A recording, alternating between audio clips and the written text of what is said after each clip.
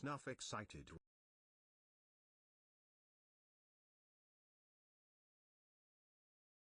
Happy Snuffy Vershi.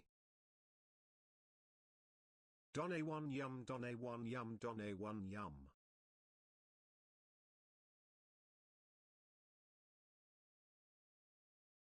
Yay, 34 months with our silly raccoon. Happy to be here.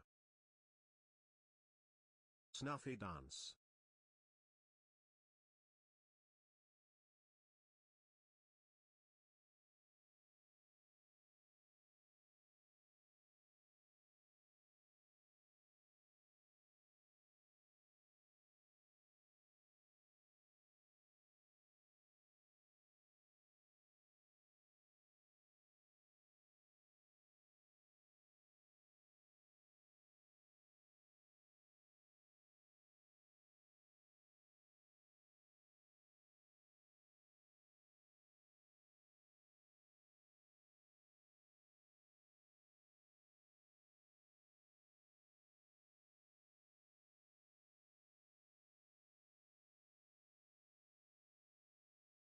No birthing?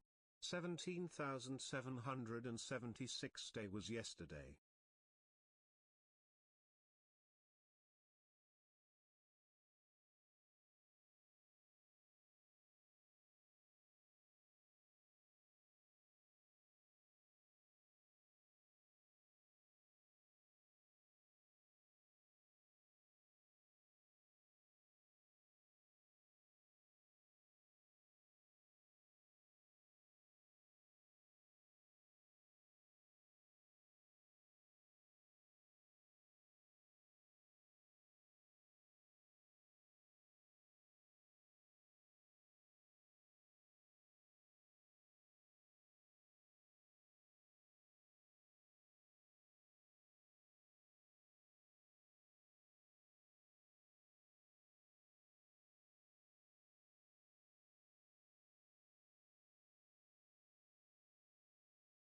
Let's go anniversary sub already. Snuff yippee, snuff yippee, snuff yippee.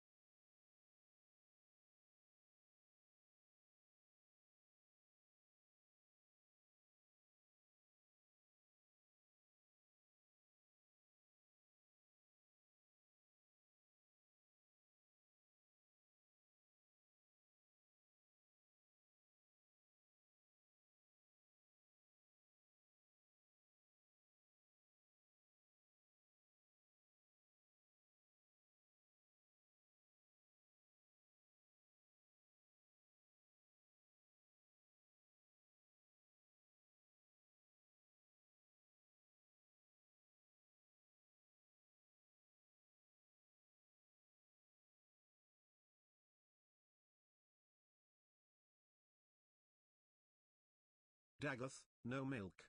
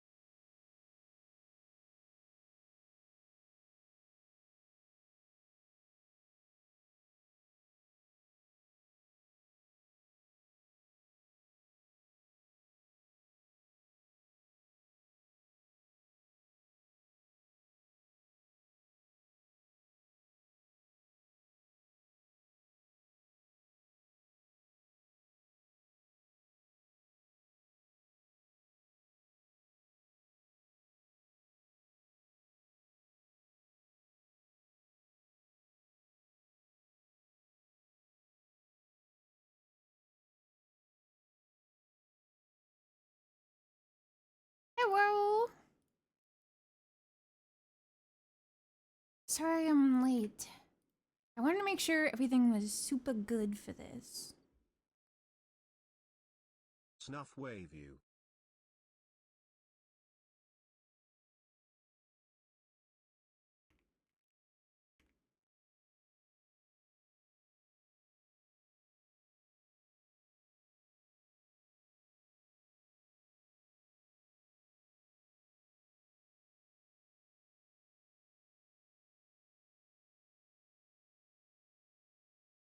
Comfy time.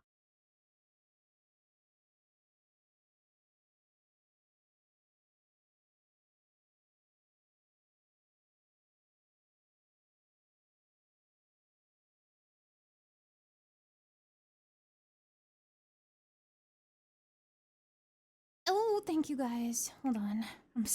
I say as I'm still like clicking around and getting everything started. I have some fun stuff today, for things.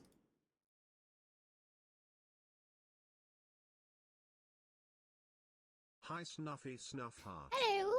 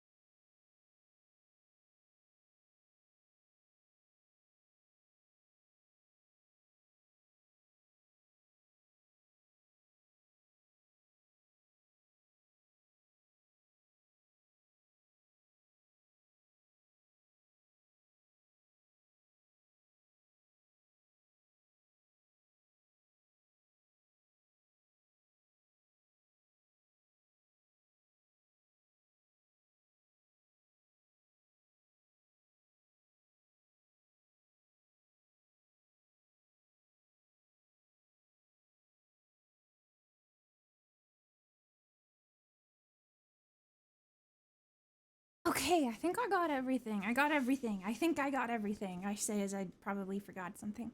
Okay, I got the book. Okay. Oh, and I forgot something. Wait, I forgot something. Wait, I gotta code something really fast. It's okay. It's just a replacing a file though. You guys are gonna be so proud of me. I think I did pretty cool. Hold up. I have different versions of files, so I need to replace a version. I need to replace it with this one.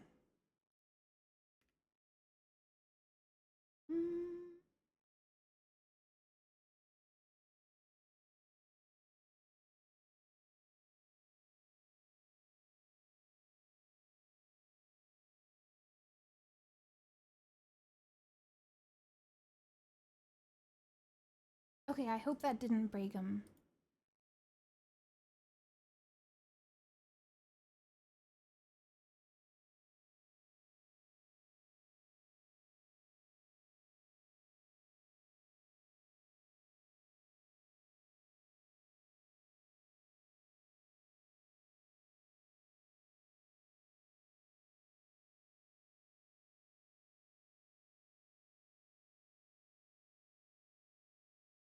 Okay, I got everything pulled up.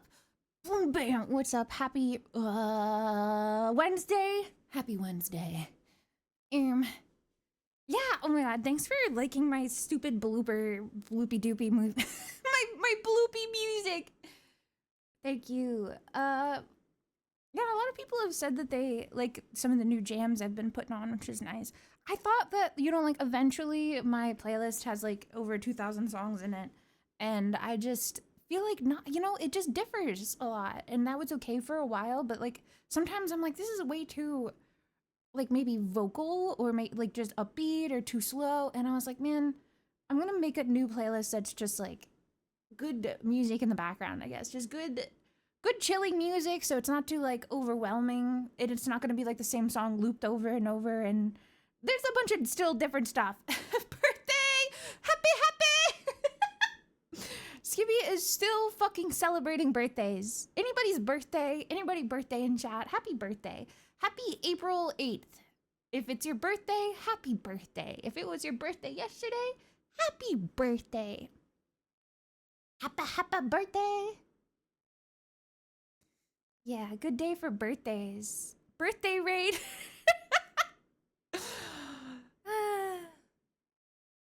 Oh, Miss Fran, you're so sweet. It's my birthday. Oh my gosh, happy birthday, Miss Gods. Happy birthday, everybody. Oh my god. They're I don't know. I'm kind of interested. I put a lot of effort into the Warriors read through so far. So once we finish the first book, I probably will ask if everybody wishes to continue the series for a little bit. Or if not, I'll probably start a separate book. If you guys would rather, you know, like 2 different kinds. If you want to like get your hands wet in other genres rather than children's media. But I really haven't. I feel like Warriors is pretty good. It's something people can go back to for nostalgia, or people can get into very easily because it's, you know, all ages and stuff like that. Regardless, I'm definitely open to reading. I've been reading before bed, so I feel like it's just something that's very relaxing to share with people, and I do think making an audiobook is pretty cool. I don't know. I don't want to like... It's very hard for me to admit that I'm proud of myself, and I'm proud of my voice. I feel like that's... I shouldn't have like an ego for something you're like born with. I don't know. I don't know. I don't know. But I just feel like it's, you know, I'm like blushing at myself, you know? So I like that. I like to, I don't know. Audiobooks was something I kind of never thought that I could do or get into, but I'm proud of myself for that because I do like it now. I'm gonna tab into this. Oh my gosh, things are happening. My alerts are just fucking my big fat ass in the screen. Oh my god, Rand just subscribed. Well, okay. Hello! I did want to make a quick announcement to you guys that the YouTubes was actually extended! So I think the original end date for purchasing was on the 10th, April 10th. But I do believe, oh, somebody just bought it. Oh my god, thank you. We have until the 17th now, I think. We got an extension by another week. So if you guys weren't able to snag it, it is now, you get a few extra days. But after that, it is gone for good. So do not forget to get it. It will never come back. This is your one chance to get me in a sexy acrylic formation of my likeness. Yeah, so I just want to let you guys know, big news. We have an extra week now, so if you guys couldn't snag it, now you can! Get it snagged! Snag it! Yeah, I don't really want to brag. I just think it's really fucking cute, okay? It is literally the cutest. The pose is so cute. The face is so cute. The little curator is so cute. It's just so cute. My little ribbons, all the sparkles. I don't remember if it glows in the dark. I don't remember if it can do that. I think it would, if it could do that, it was probably advertised and it just can't. But I remember that was maybe something I talked about, was that like the freckles could glow or something. I don't think that could happen. Just use your imagination. Yeah. Or like hollow out her face and put like a light in it and carve her face like a pumpkin so then it will glow. Yeah, make that shit radioactive. Put it in a reactor. Okay, so I want today to be honestly a chill stream. I don't know if this is something I'm gonna maybe put some effort into. Hold on. Oh my god. Get out of the way. You're not supposed to be here. Your queue isn't on yet. Who let him in? Who let this guy in here? Sorry. It's my time on the stage, actually. Okay, so cause like, okay, how do I say this? Hmm. Hmm. I want a relaxing stream. That's like basically it. I'm trying to figure out how to describe it, but I want like usually I'm very chaotic and silly and loud and stuff like that. But I would want a stream day at least when we read that's like the cozy day. So in case anybody, you know, because some people want to come in for the ASMR, but if the whole stream is kind of everywhere and we only have like one section of ASMR, then like I don't know, that seems contradictory to me. You know what I mean? So today, I'll probably just chill and talk to you guys, and then we'll move on to the book reading. And Snuffy in case you, so for all the thank you, you thanks for getting the figure. Thank you so much. Happy. In case you guys, what was I gonna say? Something about, oh, in case anybody's not able to get to the book reading, we do have Ube who cuts up the audio and publishes it on, I don't know where he publishes it. I don't remember if he puts it on like YouTube or if he has like his own website that he links people. But yeah.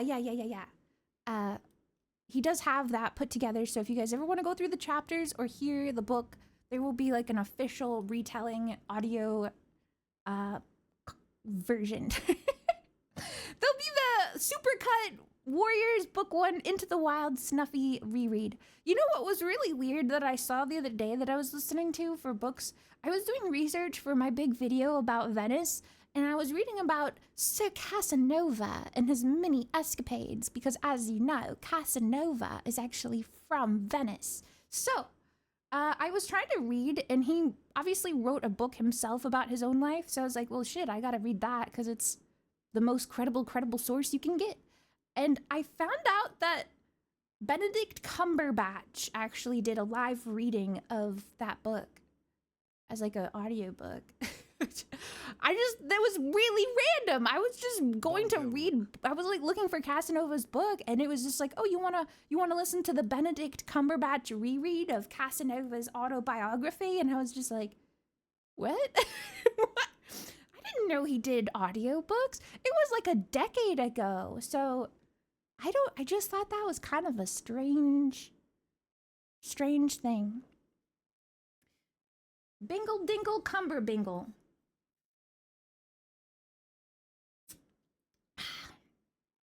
I also was too nervous to, sorry, my chug of water, my big metal pipe of water is literally so heavy, I can't put it on my desk without like 50 years. making it sound like that. Mellis, thank you guys so much. I will thank everybody in just a second. Thank you so much, Mr. Mellis. Thank you. But I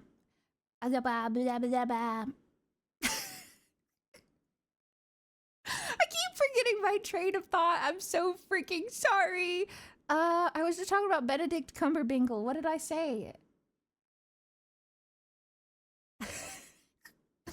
Oh yeah, I don't know. Oh, I was too afraid to put it in the ASMR category. Oh, thank you. Thank you for the big buy. Thank you so much.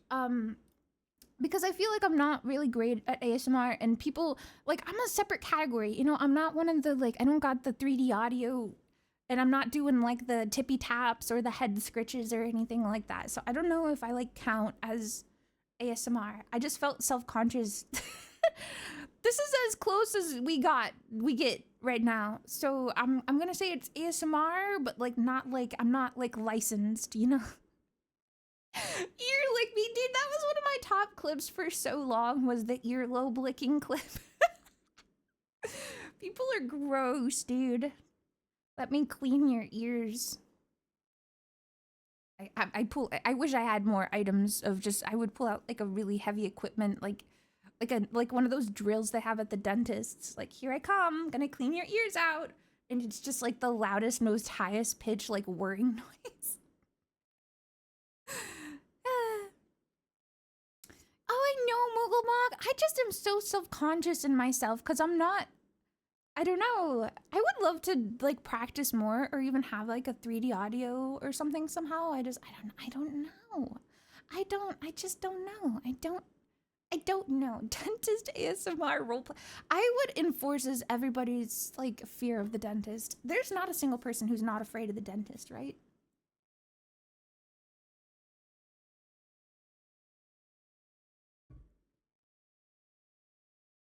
Are you guys afraid of the dentist? You're not afraid? You've gotten over it? What? Like how? Just by like a lot of visits or like experience? Or you saw the worst of the worst? You were like, eh. I had 7 root canals and 12 cavities. They can't do anything. They can't touch me anymore.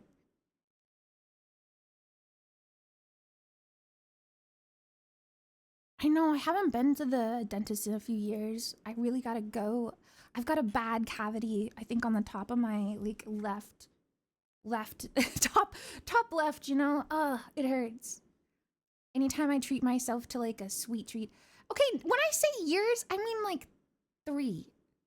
Maybe 3. Okay, that's not like 12, not like 8 years, okay? I got a cleaning like 3 years ago, and then I moved pretty far away from my old dentist. So I just been no, guys, don't.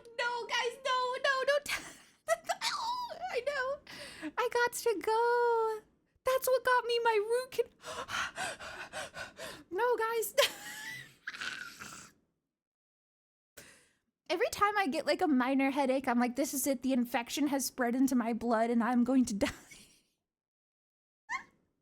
That's how bad it is. I'm just so worried that one day it's gonna get me. This is the big one. A dental cavity. The TMJ, I know. It's instant death. I know. I feel the poison damage from my teeth. Somebody just purchased a Snuffy. Oh my god, double Snuffies. I look how it just says somebody just purchased Snuffy. To the highest bidder I go. New gig, guys. Sorry, I just got bought out. See you later. Pack it up. Hold on, I'm gonna grab my tea really quick. I got some teas for the reading. One sec.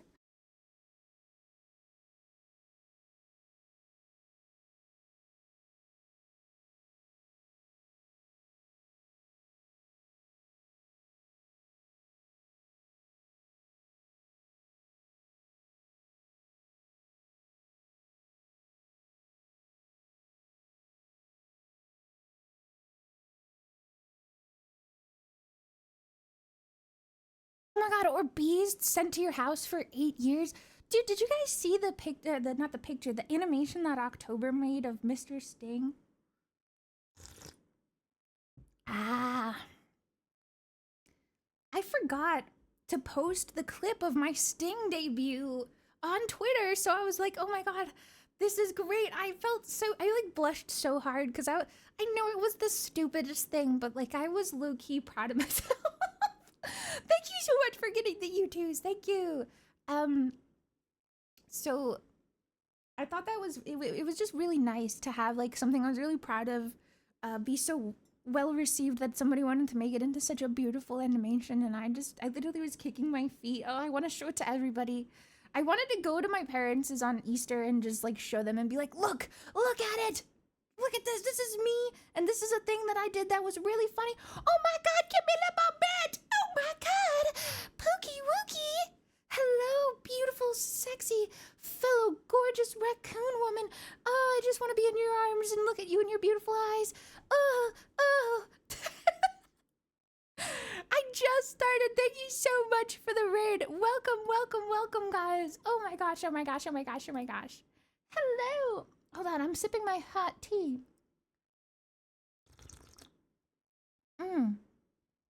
Today we're going to be reading books, so we're kind of on the download today. We're chilling a little bit, keeping it kind of quiet and calm. Oh my god, wait, I'm missing... Where are my freaking clouds? Hold up, wait.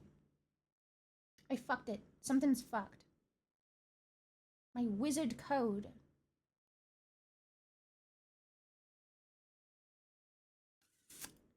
Ah, frick.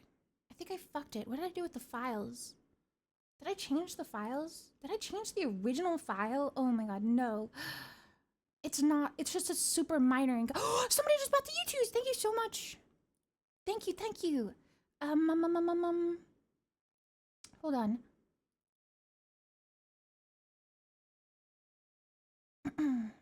Oh, Ari, thank you so much for gifting Camilla a sub. Thank you so much. Fuck. I gotta double check if I fucked up this HTML file.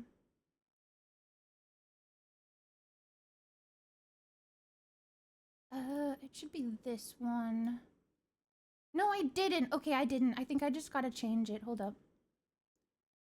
I gotta change the location, I think.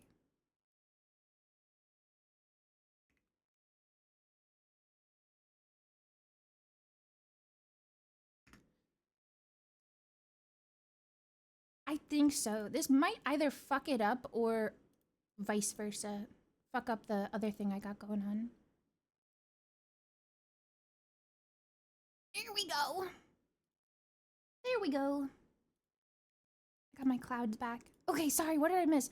Actually, speaking of what did I miss, let me thank everybody for everything that you guys have done. Doran! Sweet chitters and cat lore. Doran, we were just talking about you the other day. I think me and Ran, we were kind of just like nodding and talking, and I don't know why, but I just there was a point where like we were like, you know, I always forget that Doran's got a robot hand, and I was like, dude, yeah. You expect chat to know what reading is? It was not threatening. We were just thinking about it. We were just like, that's crazy. Doran's got a robot hand. It's fucking awesome.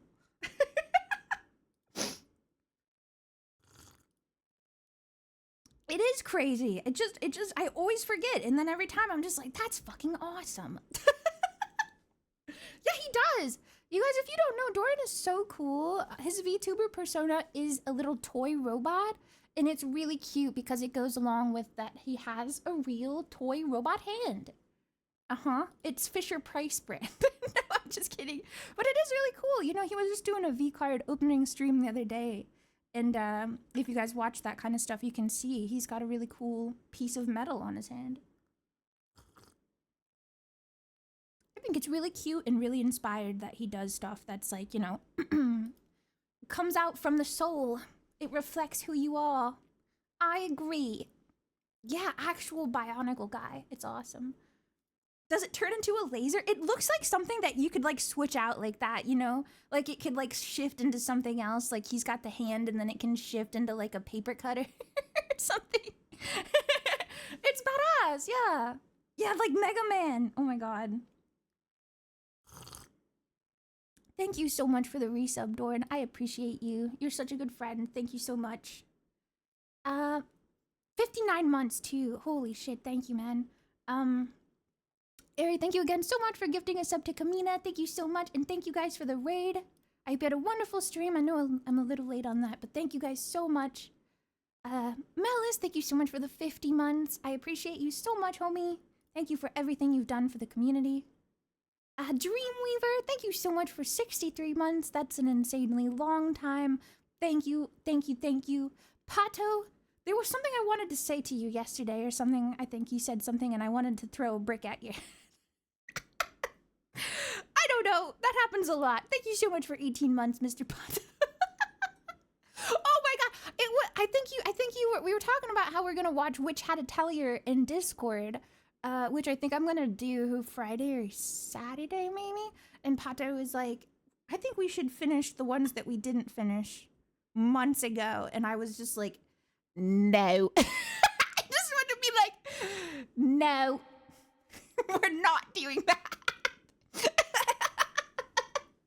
Sorry, but no, we're not gonna do. Come on, we were like one episode. We were like, we got it all but one. Come on, come on. If you guys want to watch the end, go freaking Google it. Oh, I'm gonna borrow from Rand's big pile of bricks. That's a good business. Head-seeking brick-throwing business. Thank you so much to Leafy Storm, so much for the 42 months. Thank you, Sizz, for the 49 months. Ari, thank you so much for gifting us up to Miss Ran. Oh, yay. Anonymous, thank you so much for gifting us up to Jessie Jesta. Thank you so much. Tumbleweed, thank you so much for the 62 months. Super long time. Holy shit, this might be the longest one so far. Real anime hours, 68 months. Thank you, thank you, thank you so much. Oh god, 70 months is coming up. I'm getting sweaty. Tom, thank you so much for the 61 months. Sig the Figure, thank you so much for the 57. Onerai with the 45 months, thank you so much. To Keaton as well for the 59 months, lots of long subs today. Aegis, thank you so much for the 52 months. Manfred, thank you for the 41. Potato King, thank you so much for the 32 months. Cherry Black, thank you so much for the 25 months. Double A, thank you so much for the 59 months. Melkin, thank you so much for the 26. The 34, sorry. And Skits, thank you so much for the 34 months. Macrocas, thank you so much for the 6 months. Mr. Simple, thank you so much for the 1 year. 1 year, thank you so much. And our first sub of the day was QDPQBQ with the 55 months. Thank you guys so much for all the resubs. Thank you guys for buying the figure today and everything. Thorwartha, thank you so much for the 10 months, by the way. Okay, and that catches us up. Thank you guys so much. I'm gonna take a big sip now.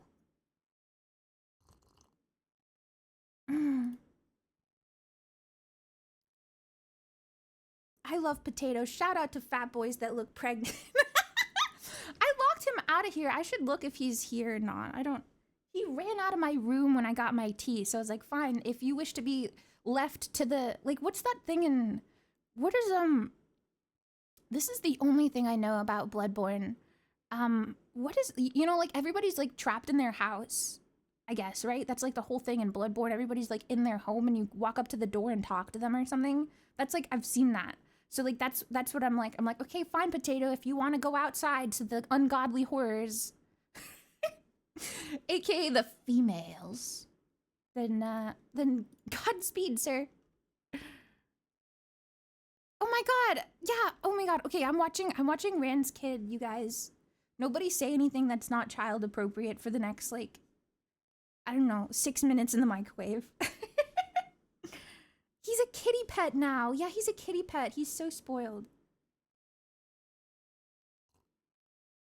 Oh my god, guys, watch your tone. Watch your tone. No swearing. I feel strange. Like, I just know she probably put me on the TV and I'm like towering over this child right now. What if I scare him?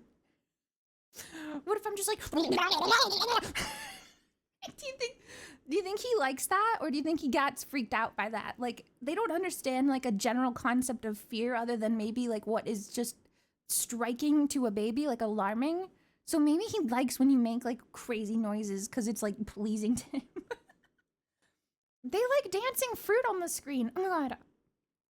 I just gotta do that. I just gotta be my little dancing fruit on the screen. Oh, little baby, do you like this? Do you like it when I don't know, maybe I feel like I can hear the baby crying in the distance. Maybe he hates that. Get the fly swatter. Wait, I still have the Mr. Stig.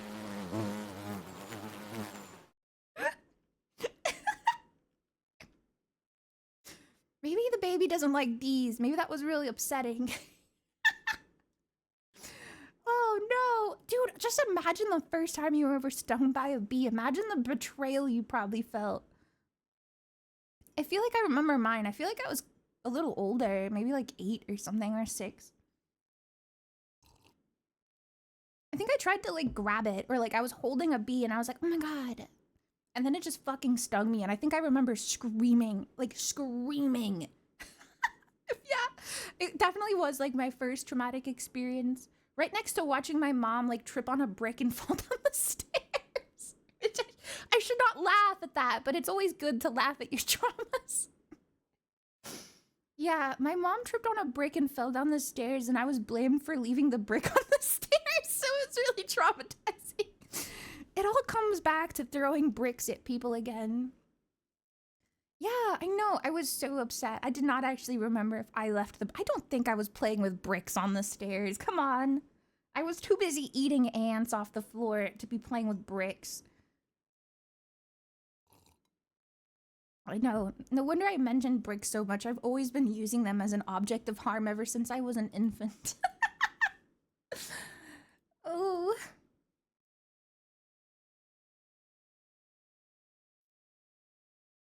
Did you bite them? No, I think I would lick them though. I think I remember that I really liked, like, this is a crazy thing to remember, but I think I remember really liking to lick a brick because it was sort of the first time I ever experienced what happens when an object gets wet. Like, how you notice, like, water changing the color. And, like, I was so enamored by that. Just, like, the more that I licked it, the darker the brick would become, and it would, like, change and stuff. So I remember being, like, I was conducting science, guys. It wasn't weird. It was a formative learning experience. I was, like, just, like, putting my finger to my chin being like, wow, exquisite. It's almost as if these two different elements interacting each other create some sort of reaction. But I was also, like, 5, and I was just like, bleh. Same thought, though, just different, you know, different way of saying it. Sensational. I was drinking my tea. Oh, hold on. I gotta give myself one of my little treats. I like to have a little lozenge when I talk for reading streams. I have never cared about throat safety until that time I broke my throat. I know. Yo, brother, thank you so much for the prime. Welcome. Welcome, welcome, welcome. Who up lozing they edge? Lozentilla edge. She called me the throat clearer. I don't know. Straight lozenging it. Lozenging it. Lozenging it. And okay. What did I also want to talk about today? Oh yeah, oh my god, which had a tallier. Ha. Guys, if you weren't already convinced to join my Discord to watch One Piece together, which we're still gonna do, now we also have Which Had a Tellier. And I watched it with my friends because I couldn't wait. This is literally, I've been looking forward to this for like the last 5 years. And oh my god, you guys, it's gotta be one of the best animes I've ever seen. It's up there. It is up there. I don't know what it is when women decide to write like mangas, like Dungeon Meshi. But it's super up there. It's just like every part about it is phenomenal. It's generational, 100%. I can't wait to get you guys into it. I won't spoil it. I just want everybody to enjoy it, and I think it's great. The music, the characters, the animation is just beautiful. I didn't even know that the person who composed Dark Souls 3 and Elden Ring's music was the person doing it until somebody mentioned it on Twitter, and I was just like, what? That's crazy. I've never really played those games, but they did phenomenal. When I listened to it, it sounded like Final Fantasy Crystal Chronicles, and I play that soundtrack on stream like all the time. I love it. I love those like big tooty bagpipes and the flutes, the little like bard music and stuff. Oh, it's so fucking good, dude. It's so good. I know. I bust. Oh, somebody about that figure. Oh my god, I looked away and I almost freaking missed it. Thank you so much. I busted out my manga and I started rereading it. It's crazy. So yeah, I'll probably be watching that this weekend, and Snuffy, I gotta find a day for One Colorado Piece. Rockies Squizilla? It's a 2-football pork hot dog meant for the real fans. I think I saw that too. I was gonna tweet about it and be like, what is something about Scrandle?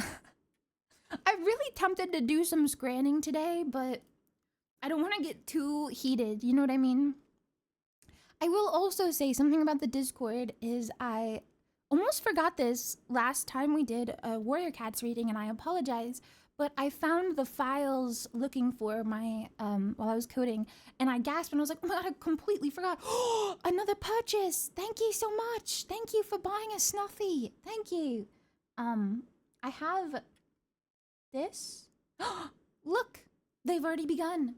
If you wish to, I have it open during stream, but we have like a little drawing website if you guys want to zone out and just do some doodles and make a little memory with everyone. I have them all saved, and I hope we can go through them when we're done. But yeah, if you guys want to leave your mark, you do have to make an account just so you can be held accountable for your sins. You know, I want people to be, you know, considerate. So, you know, don't take up too much space. Don't draw anything inappropriate and stiff, but everybody's always been really chill about it, so I have some of our past drawings. Let me show you. This was I think this was our first one. This was our first ever Warrior Cats. We did the prologue up to chapter 5. 55 months of and this snuff. was everybody's doodles they did. It was beautiful. I love it so much. There's so many good K-pop. Yeah, it's so good. So, I decided I'm gonna leave it up for the entire stream just to get people, you know, if they really want to go at it or not, or not wait till later. But yeah, I have 2 other ones too that we did. That was the first one. This was our second one. Oh my god, it's huge. Oh my god. This was our second one. I like the Snuffy cat. Ooh. Very good. I appreciate you guys always for leaving these. And here was our last one we did. Oh my god, the Snuffy cat! I just can't. It's so cute. It's so cute, you guys. So yeah. If you guys want to join, the link is in the stream channel on Discord. I'm sure the mods can repost it if you guys have drowned it out or anything. I didn't want to pin it because it's gonna change, but right now for the book, figure. Thank you so much. Thank you. We're going to be reading chapter 22 up until the end, and I don't know how many chapters the end is. The last chapter is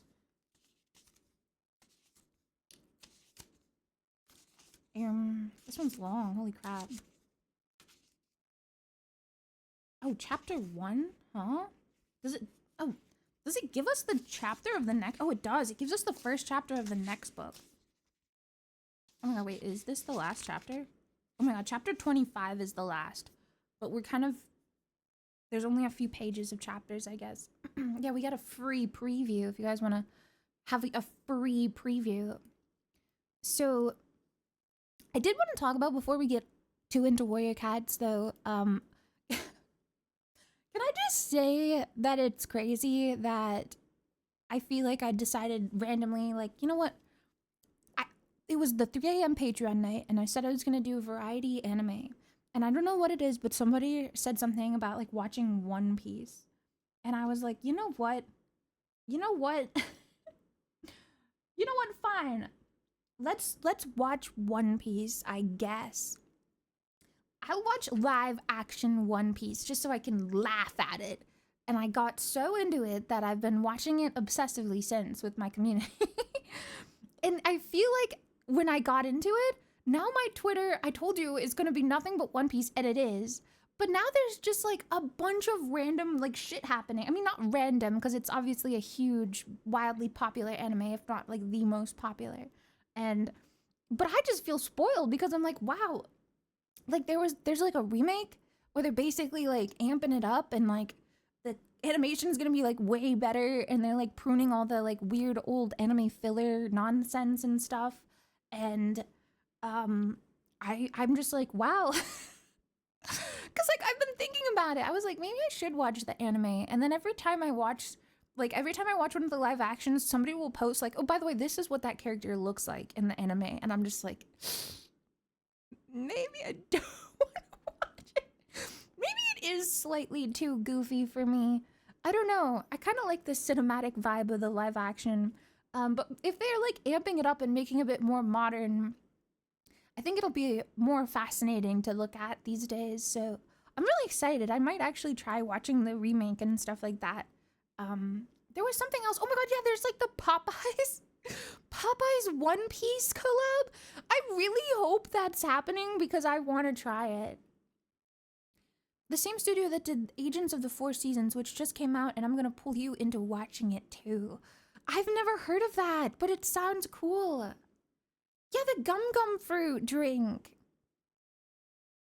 Skippy, what is that? Nobody has ever posted that in this chat in my life. What? Does it even work anymore? I think they removed that emote, dude. Why? Skippy just knows things. Like, I think he just knows how to be toxic in the craziest fucking way. I don't get it. I don't get it. Thank you so much for buying the figure. Thank you. Yeah, that's crazy. That's fucking crazy. Now he's talking about Gears of War. Okay, he's actually rage baiting. My son is the best rage baiter. Where did he whatever. I'm not gonna get rage baited by this bot in my chat. By the ghost of agency's power. The ghost of agency's past that I was never part of. Why is that in my chat? Where did he know what that is? How did he know? He's too clever. He's too fucking clever. Okay. So I really want to get the One Piece meal. I'm trying not to get spoiled. There was something else that I kind of like closed one eye and peeked at, which was like, did you guys see that? Is this what One Piece fans have been exposed to these days? I saw there's One Piece X NBA acrylic standees. And like Luffy is like wearing the Lakers jersey. Like, you haven't seen that? Wait, let me show you.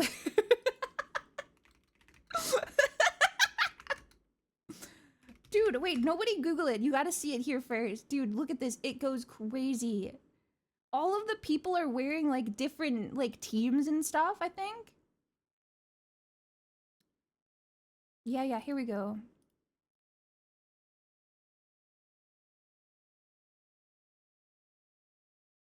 One Piece NBA.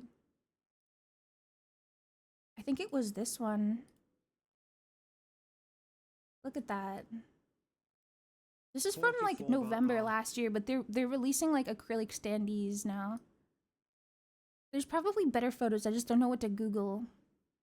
Yeah, I'm like looking at it with one eye because I'm just like, I don't think I understand anything I'm looking at. I don't know what's going on. Everybody looks kind of weird and there's people I don't even recognize. Wait, was that Shanks? Oh my God. Is that him with the red? No, don't tell me. Who even is the rest of these people? I'd never even seen. Where's Chopper? He doesn't play ball. Chopper got no game. Okay. You'll find out. Smile. Thank you for not telling me. I only speak in rhetorical questions because I love theories. I love theorizing shit so hard that literally I read one Discord message in my guild today and I like spent the last 2 hours like mulling it and like pacing in my house. And it took every physical strain to not start like typing on my phone to be like, no guys, I think this is my oh my. Big news for Final Fantasy XIV this weekend. I think we're having the Con Fan Fest. I think it's this weekend or it's next weekend. And there'll probably be big news about the game. So everybody's been kind of theorizing where it's gonna go and like the lore. And I keep wanting to like, I can't stop. I have to think it over. It's not until the 24th. I'm so excited. I'm so excited. Frick! Okay, well, it's soon. It's soon. Soon. But yeah, God, I wish I could talk about it with you guys, but only like 10 of you would understand. Lots of thoughts. But I can't, because it'll never be correct anyway. Did you do the Easter event? Sure feels like they hinted at the combat rework. No, I didn't. I literally saw the Easter item and I was like, that's not enough of a reason to log in again. I haven't been playing that much, honestly. I probably won't even finish the raid tier. I don't know. I think I'm retired again. Hanging up my hat. I have too much going on and con season is about to start, so I feel like this is always when I kind of die down in the game for a bit. But it is at that like lull of content anyway. Oh, I really gotta, yeah, Beastmaster coming up. Oh, I gotta get back into it. I gotta sniff the lores. Okay. You did the event 4 times? Wait, what was it? How did you do it 4 times? Was it like a game? Like a mini game? Did you do the new criterion? Yeah, the new criterion was the last thing I did. I did like the new criterion in the like 2nd difficulty. There's an instance mini game? Is it over? It's probably over, isn't it? I love the mini games they do for the events. I really liked the Valentine's Day one. Oh, it's over. Dang it.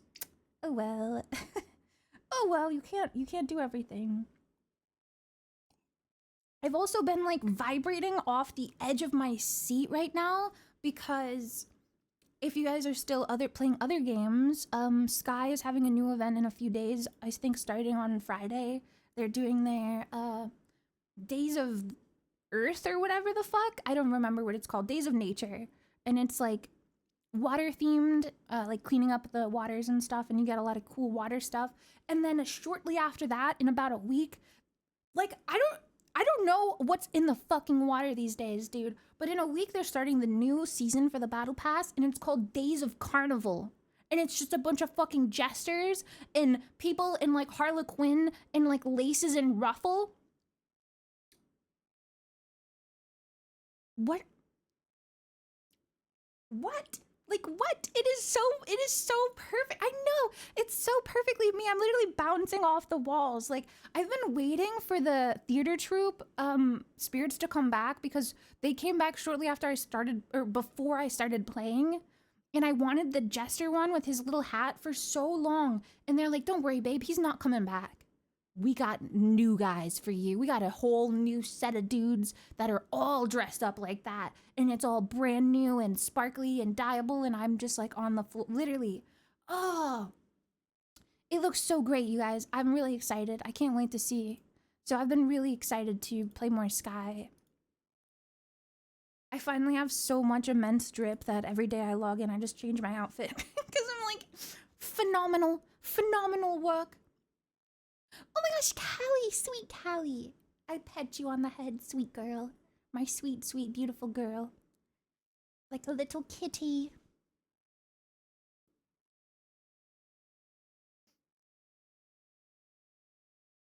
I know, I was yearning so long for like a good wardrobe. Wait, let me show you guys the Days of Carnival. I feel like you guys will like be like, whoa. Wogue. Oh my god, I didn't even see this one. Oh my god, it's gonna be on like a giant ship? Wait, that's so cool. What the heck?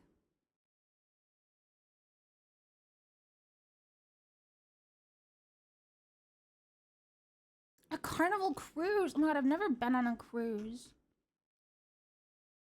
Wait, I thought they posted pictures showing it off. Am I crazy?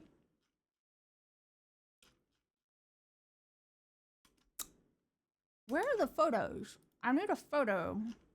I was gonna show you guys what the outfits look like.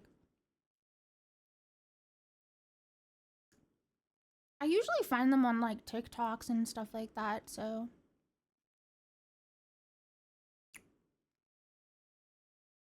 Dang. Oh well. But they look cute, okay? Trust my word for it. Now, anyway, I think that's like all the dang stuff that I've been got going on.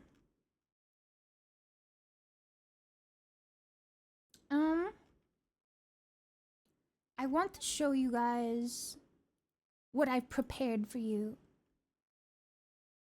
Wait, actually, did I post it in the Sky channel at all? I might have. Oh my god, I did. Wait, I put this one in here.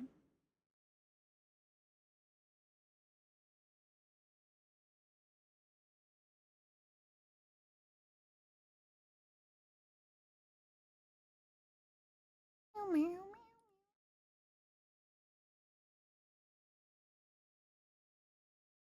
Okay, here's this. I don't think this is all of it, but look how cute this is. They even made like a little Howl, like Howl's Moving Castle, like coat and stuff, and you get like this cute little like ruffly thingy. I think all the guys have like bird themed masks which is okay, but like the outfits are so cute. There's other stuff. Like this one doesn't show you the outfits, but the outfits are really cute. Yeah, Puffin. One of them is a Puffin. It's really cute. You guys should play Sky. It's amazing. Love that game. They've been doing some really fun stuff with it lately. I really liked how both winter and into spring had like, they changed kind of like how the world looked. So like all the areas were snowy, and then like when spring hit, all the areas had like blooming flowers everywhere. It was so cute. I think even the Valentine's Day had like kind of some romance. It was like half melted snow, half flowers. It was really cute. It was a really cute like ease into it. I love that. Ugh, my big water. Ugh. It's too heavy. Yeah, I'll boot it back up again. It's so cozy. I've been playing some Uma too. I've been having fun with the new scenario. I kind of gave up tryharding in Uma though. Actually, speaking of freaking Uma tryharding, actually, I take it all back. Yesterday night, I did it. I got my first ever S+ Uma. I know. I'm so excited. First ever S+ scenario with Kurin-chan the other day. Yup. I'm so excited. Thank you. I know. Yep. It was pretty cool. I was proud of myself. I just decided to, like, I used to think I was really unlucky because I would only pull Guts cards, but now Guts is, like, really good, so I'm just, like, I just throw them in there. I'm just like, okay, here's, like, 2-3 speed cards and eat up all these Guts. Eat your Guts! And it worked out, I guess, so it was pretty good. Okay. I'm really proud to show you. Okay, check this out, guys. Check this out.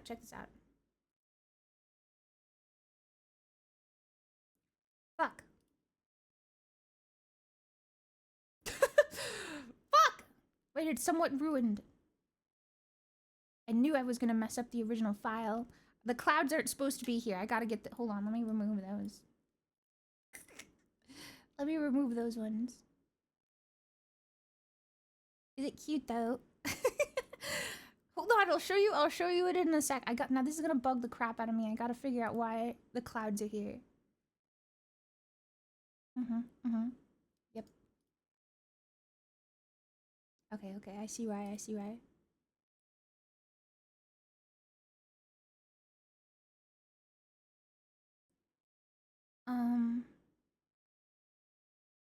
It's in here, and then it's in the coding, and then it's here.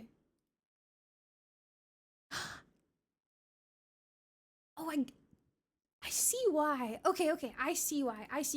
I have 2 different versions of the file, but OBS is really stupid, and if you change something that's technically something that exists on another scene, it'll just change it for that scene too. So even though I have like the warrior cap file for this, it changes it to this one too. See, now there's no clouds. Even though they're 2 separate files, it's because they're the one. I gotta just add a new one. Okay. Anyway, sorry, I'm just blabbering to myself now. Oh wait, I gotta change this too. Hold on. Don't look at this for too long. Actually, close your eyes right now. Close them. Okay, on the count of 3, you can reopen them. Okay, don't open them.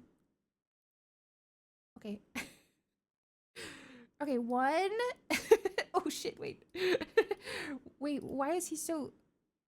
Why is he like this? Why is he like this? Shit. Okay, wait. Don't hurt yourself. Hold up. Why is he cropped? Girl, why are you so cropped? Hold on.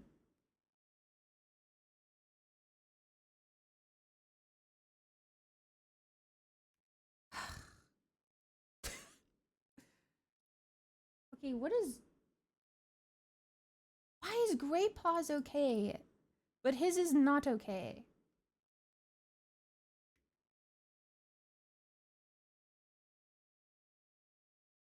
Okay, you can open your eyes. I just don't know why he's cropped all weird.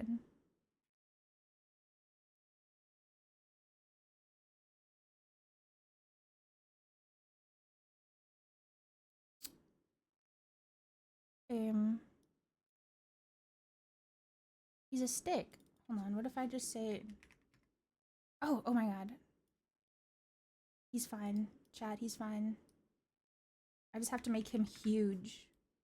That's good enough. Good enough, buddy. Okay, it's all good. Okay. Anyway, so I made this. I might edit it a bit. I mean, I didn't make this. I made like all of this together. I put it together. I brewed the stew, but I didn't grow the vegetables. So the icons here and the background was actually done by Oni Melly, or Melly I call him, and they have been working with me since we started reading to make these assets. And I have more to show you guys. Maddie Weenie Des is the one who made my overlay and stuff that I always use for my little stage. So I put them together and I did my little coding stuff to make them all move like I always have done. I brought in the spotlight from the Mr. Sting performance, so it kind of looks like a stage play. And I'll be over here like narrating, which I think is really cute. You know, I'll pull out my book. I'll be narrating and stuff. I kind of want to add a little bit more to this, but there are different versions as well. So, for example, if I'm somehow clairvoyant enough to know this, we can make things, let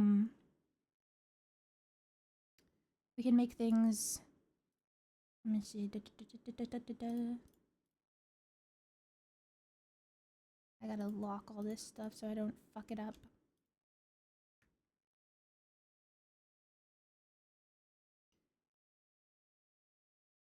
Wait, what?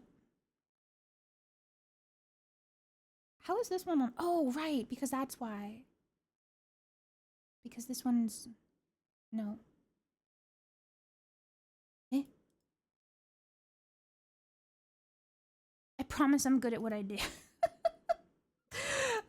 Okay. I gotta, like, bring it down. Okay. See, look. In a way that would be... it'll be smoother when I do it for real, okay? See, look. And then you can, like, make it go up really fucking slow.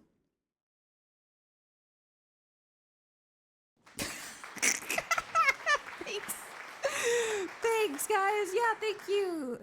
Yeah, so, you know, this one's like the day and the night, and the day and the night, and... Honestly, I could probably just, like, do that and it's fine. But yeah, and then we have other ones.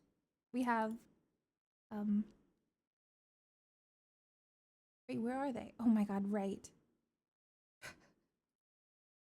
Right, they're all above me in the sky. Wait, fuck, I have to get them all down. Boom. This is 4 trees, so every time the cats have the annual meetings between the clans, here, wait, there's another one. We have this one where all the clan leaders are addressing the kitties and stuff like that.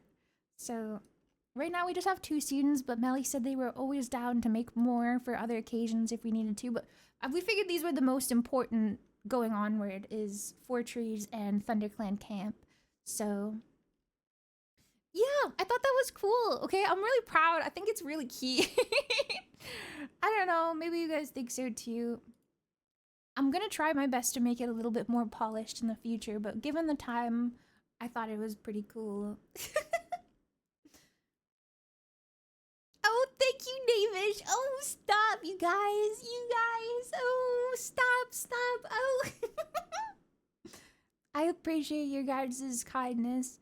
I wish I had the version of my model that wasn't like borked. Cause then I have, you know what, let me pull it back out again. There was a version of this model that I had that I changed the book to be Warrior Cat book.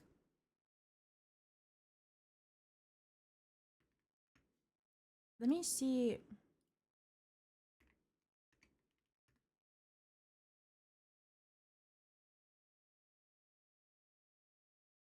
How borked was it? I think I overdid one of the lines, so it kind of bled into another layer. Let me see. Maybe it's an okay job. Oh wait. Oh, it's my mouth. That's what it is. I think I fucked up the layering to my mouth. But I have my book that I drew. But I have my little book that I drew. I drew it myself and I changed the layers. What do you think, you guys? Maybe it's worth it. You know, maybe it's not so bad. It just kind of looks like I ate something. I was eating ass before I read this book. Sorry, guys. I did not clean up.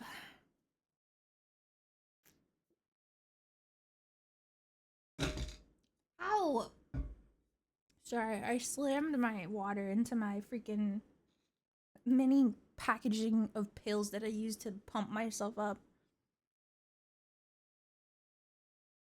What?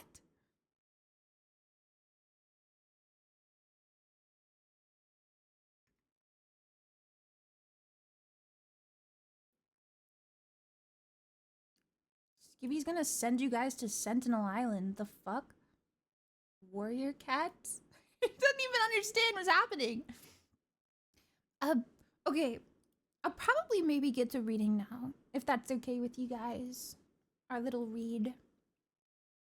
Oh, you know what? I am gonna add the U2's thing in here really quick. I forgot about that. It doesn't make no noise, so... I don't know if I'll shout you guys out if you get it. I just want to know, though, if you do get it while I'm doing this. I appreciate you, like, a lot. I appreciate you so much. Okay, you know what? I have an idea.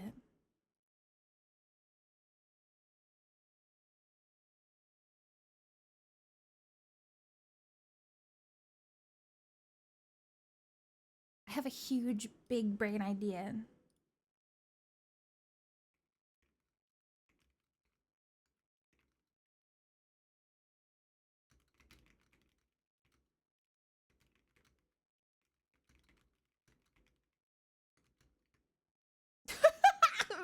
I immediately go to Obey and be like, Obey, can you please, can you please help me?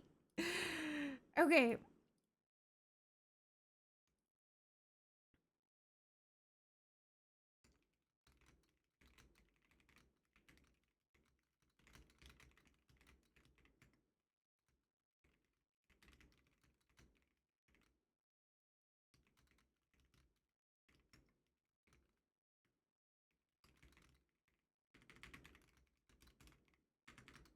Okay. I'm sure he can work on that while we do stuff too, so... All it needs is just like a cleaning up, because if you, for like live 2D, if you mess up the layering even a little bit, it's gonna bleed into another like part of the texture, because it's just like regular texturing, you know, like on a 3D model even. You get one PNG file, and it's just all of your layers, like, and then you slap them all together and blah, blah, blah, blah. So if you edit a little pixel and you accidentally go a little bit off the screen, it's gonna bleed into another part of the model. It's stressful. I try to do it so meticulously too. Oh yeah. I was thinking, I really wanted to show you guys the background, so I wasn't sure if I could put the drawing anywhere. Oh my god, here's the progress. Here's progress. Here's the gang's depictions. But I do have it on like the AFK screen, which I thought was very cute, and I kind of might keep that because I feel like that's so fucking cute, guys. Anyway.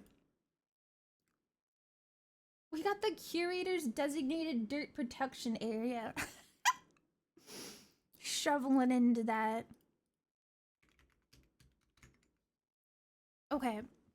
Oh, babe, if you're here, just let me know or let K-Day know, and I'm sure either of you guys combined while I'm reading, I can reload the model file with the new texture pretty easily. Okay, I might take a quick little wizard break, a little whizzy whiz for young wizard.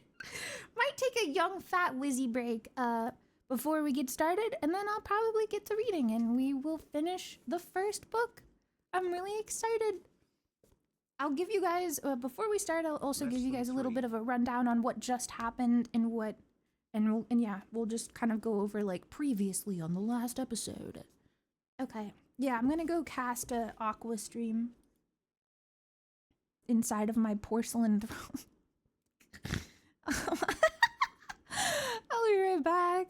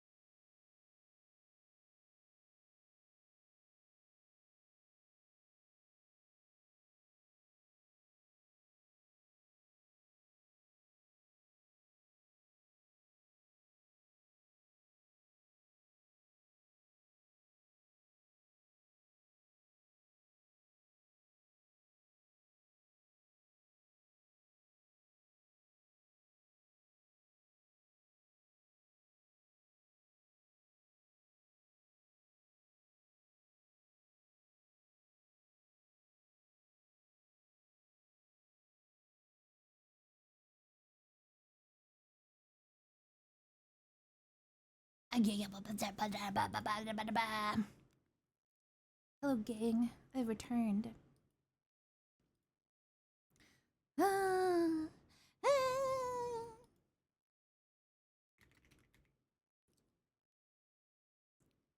Bow, bow, bow, bow, bow. I just sound like Foxy from FNAF. Bow, bow, bow, bow, bow, bow, bow. Time to find some 8 hours gentle rainforest for sleep meditation yoga.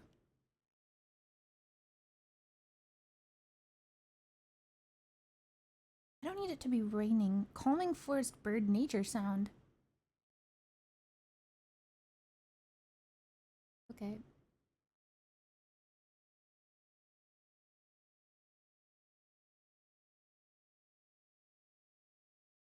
This is okay. I think this is fine.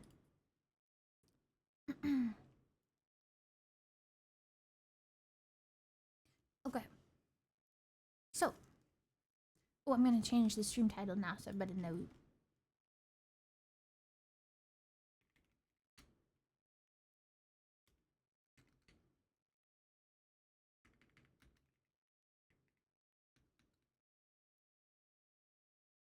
Okay. Engage. ASMR Snuffy and oh wait, I should fix my microphone. This might take a moment. Hold on.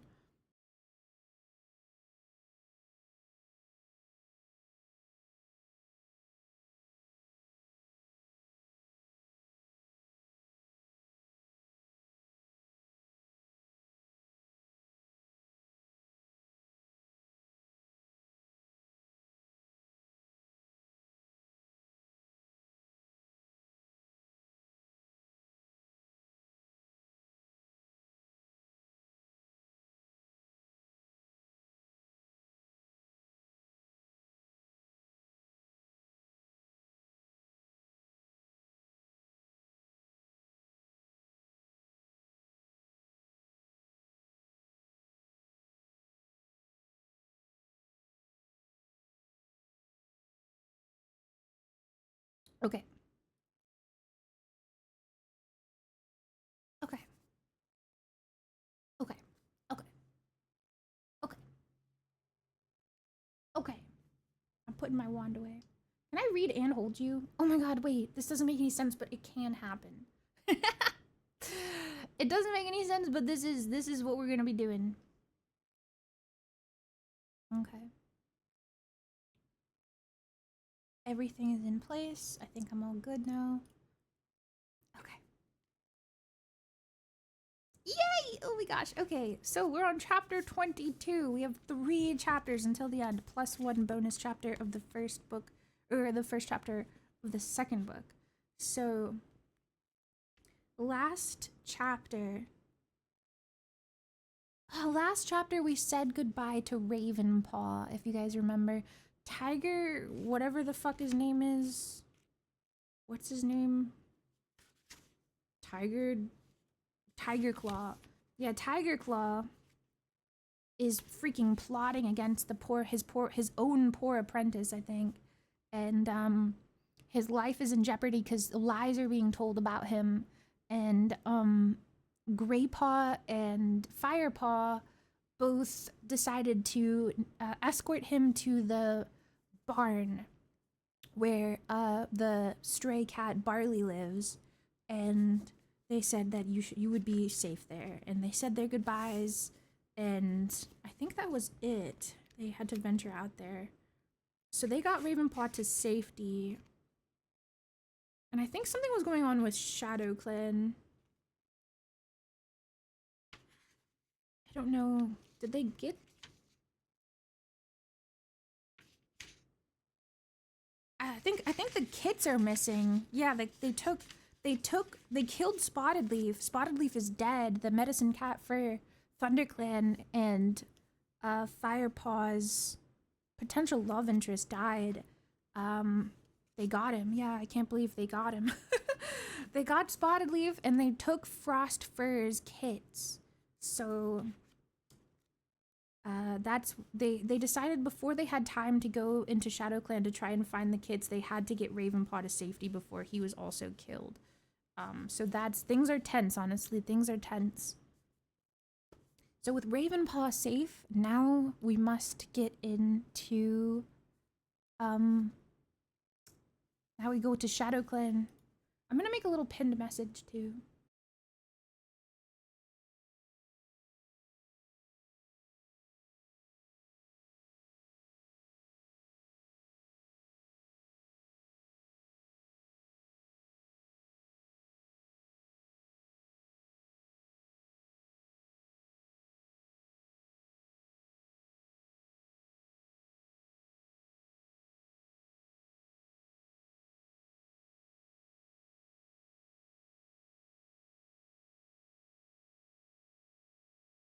Okay, just a little notification. I believe that it should work. I believe alerts won't play. I hope not. I hope not. I don't have them. But you guys are free to obviously message with the scrolling stuff and whatnot. Okay. It's been a minute. Sorry if I... Oh, yeah, thank you for testing Fractal before we get started. Wait, I heard it. Me muting desktop audio. Okay. I thought as long as I didn't have the browser source on this scene, it wouldn't work, but yeah, thank you. Okay, I guess it does. That's kind of crazy. Okay, well, it is now for sure muted. Now it's for sure muted and nothing but me and the birds will be chirping. Yeah. Oh, wait, okay, wait. Obey just sent me an updated version too. Let me see if this works.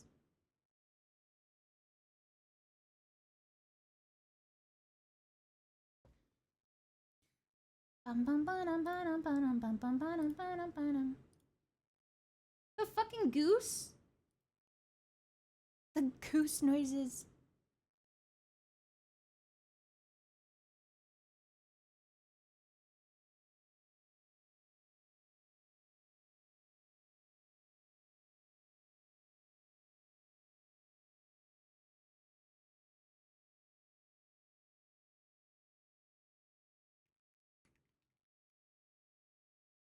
Okay, I hope this works.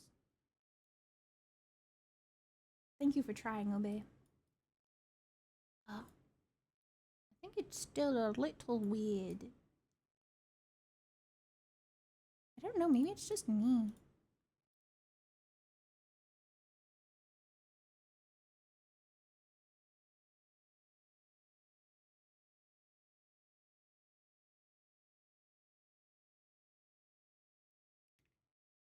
The ancient textures. I'm gonna try again really quick.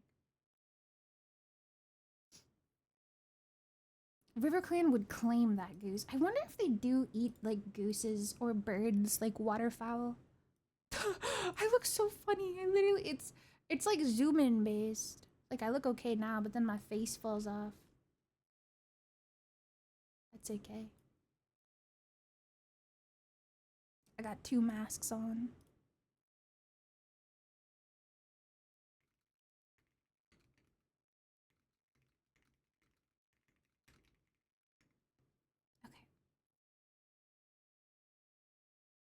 Yeah, it's probably just me getting bugged out by it. Anyway, blah, blah, blah, blah, blah, blah.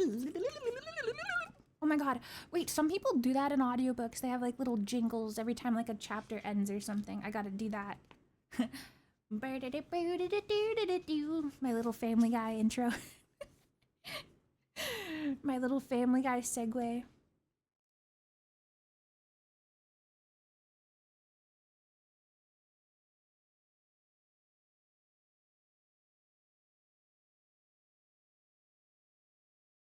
Okay. Chapter 22. Firepaw and Greypaw retraced their steps to ThunderClan territory. Both cats were bone-weary and wet through, but Firepaw kept up the pace. The storm was beginning to move away. A ThunderClan patrol would soon be out, and Yellowfang's trail, they had to find her first. The sky was still dark, even though the black thunderclouds were beginning to roll away toward the horizon. Firepaw guessed that it must be nearly sunset.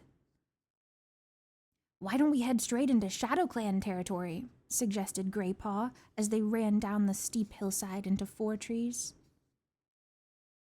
Oh my god, wait, it's nighttime.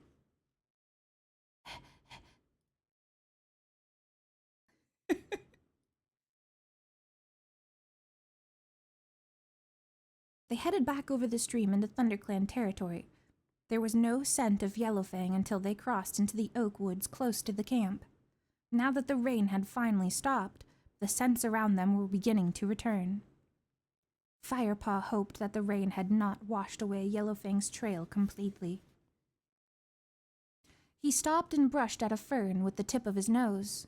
He recognized the familiar smell. Yellowfang's fear scent prickled his nostrils. "She came this way," he meowed. He pushed his way through the wet undergrowth. Greypaw followed. The rain was easing, and the thunder was fading into the distance. Time was running out. Firepaw pushed on faster. To his dismay, he realized Yellowfang's scent was indeed leading them straight into ShadowClan's territory. His heart sank. Did this mean Tigerclaw's accusations were true? Firepaw began to hope that each new smell would take them in a different direction, but the trail was unfaltering. They arrived at the thunder path and halted. Several monsters roared by, throwing up fountains of dirty water. The 2 cats hung back from the edge of the wide gray track until there was a gap. Then they raced across the path into ShadowClan territory. The scent markers that lined the border made Firepaw's paw tingle. Greypaw halted and looked around nervously. "I always thought I'd have a few more warriors with me when I finally entered ShadowClan territory," he confessed. "Not afraid, are you?" Firepaw murmured. "Aren't you? My mother warned me about the stench of ShadowClan many times." "My mother never taught me such things," Firepaw replied. But for the first time he was relieved that his fur was so wet, and it clung to his body. Greypaw might not notice the way that it was bristling fearfully along his spine. The two cats prowled onward, alert to every sight and sound. Greypaw was on the lookout for ShadowClan patrols, and Firepaw for the ThunderClan party he knew must come soon. Yellowfang's scent trail led them steadily into the heart of ShadowClan's hunting grounds. The woods here were gloomy, the undergrowth crowded with nettles and branches. "I can't smell her," complained Greypaw. "It's too wet." "It's there," Firepaw assured him. "I can smell that, though." Greypaw spat suddenly. "What?" Firepaw hissed. He stopped, alarmed. "Kit scent. There's kit blood here." Firepaw sniffed again, seeking out the smell of ThunderClan offspring. "I smell it too," he agreed. "And something else." He flicked his tail down sharply, warning Greypaw to keep quiet. Then, silently, he signaled with his whiskers toward a blackened ash tree up ahead. Greypaw twitched his ears questioningly. Firepaw gave him a tiny nod. Yellowfang was sheltering behind the wide, split trunk. Instinctively, the two cats separated, each moving toward the tree, one on either side. They crept over the soft forest floor, using all the tricks of basic training, stepping lightly and keeping their bodies low. Then they leaped. Yellowfang yowled with a surprise as the two cats landed beside her and pinned her to the ground. She struggled free, spitting, and backed into the sheltered hollow at the base of the trunk. Firepaw and Greypaw moved forward, blocking her way out. "I knew ThunderClan would blame me," she hissed, her eyes flashing with all her old hostility. "Where are the kits?" Firepaw demanded. "We can smell their blood," spat Greypaw. "Have you harmed them?" "I don't have them," snarled Yellowfang angrily. "I've come to find them and take them back. I stopped because I smelled blood too. But they're not here." Firepaw and Greypaw looked at one another. "I don't have them," insisted Yellowfang. "Why did you run away then? Why did you kill Spotted Leaf?" Greypaw asked the questions Firepaw couldn't bring himself to say out loud. "Spotted Leaf is dead?" There was no mistaking the shock in Yellowfang's voice. Relief washed over Firepaw. "You didn't know?" he croaked. "How could I? I left the camp as soon as I heard the kits were missing." Greypaw looked suspicious, but Firepaw could hear the truth in her voice. "I know who has taken the kits," she continued. "I smelled a scent near the nursery." "Who was it?" Firepaw asked. "Clawface, one of Broken Star's warriors. And as long as the kits are with ShadowClan, they're in great danger." "But surely even ShadowClan wouldn't harm kits," Firepaw protested. "Don't be so sure," spat Yellowfang. "Broken Star intends to use them as warriors." "But they're only 3 months old," Greypaw gasped. "That hasn't stopped him before. He has been training kits as young as 3 moons since he became leader. At 5 moons, he sends them out as warriors." "Surely they'd be too small to fight," Firepaw protested. But in his mind's eye, he pictured the undersized ShadowClan apprentices he had seen at the gathering. They weren't just small. They were kits. Yellowfang hissed scornfully. "Broken Star doesn't care about that. He has plenty more kits to spare, and if they run out, he can steal them from other clans." Her voice was filled with rage. "After all, we're talking about a cat who kills kits from his own clan." Firepaw and Greypaw were both stunned. "If he killed ShadowClan's kits, why wasn't he punished?" Firepaw asked at last. "Because he lied," growled Yellowfang. Bitterness made her voice hard. He accused me of their murder, and Shadow Clan believed him.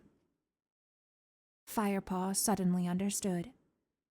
Is that why you were driven out of Shadow Clan? He asked. You have to come back with us and tell this to Blue Star.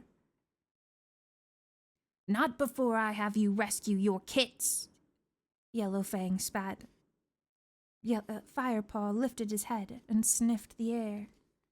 The rain had stopped, and the wind was dying down. The ThunderClan patrol would be well on its way. They were not safe here. Graypaw still seemed shocked by Yellowfang's accusation. How could a leader kill kids from his own clan? He demanded. Broken Star insisted on training them too hard and too young. He took 2 of the kids away for battle practice. Yellowfang took a deep, wheezing breath. They were only 4 moons old. They were already dead when he brought them back to me. They bore the scratches and bites of full warriors, not apprentices. He must have fought them himself. There was nothing I could do. When their mother came to see them, Broken Star was with me. He said that he had found me standing over their dead bodies.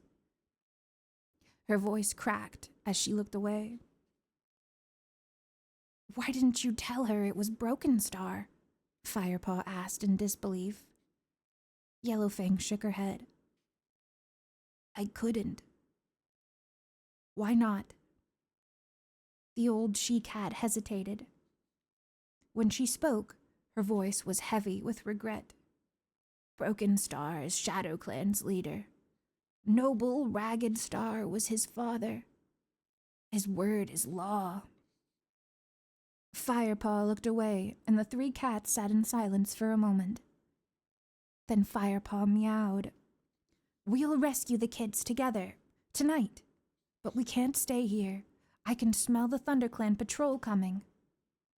He paused. If Tiger Claw is with them, Yellowfang doesn't stand a chance. He'll kill her before we can explain. Yellowfang looked at him, alert and determined again. There's peat this way. It'll be wet after the rain, she told him. Our scents will be disguised there. She leapt into a clump of ferns, and Firepaw and Graypaw quickly followed her. They could hear the rustling of undergrowth in the distance now. It was no longer the wind that disturbed the bushes, but an approaching patrol, no doubt, hungry for revenge and fired up by Tiger Claw's lies. An eerie stillness settled over the woods, and a thin fog was beginning to gather between the tree trunks. Firepaw shook the droplets off of his coat and impatiently pulled a burr off his chest. Yellowfang led them onward. The ground grew soggier, and their paws began to sink into the soft peat. The musty smell choked Firepaw's nostrils, but at least it would mask their own trail. Behind them, the noise of the cats grew louder. Quick, under here, Yellowfang urged, ducking under a broad-leaved bush. The 3 cats crouched beneath it, drawing in their trails. Firepaw kept as still as he could, trying to ignore the rank wetness of the ground seeping into his belly fur and listening to the rustling of the ThunderClan patrol as it came nearer and nearer. Chapter 23.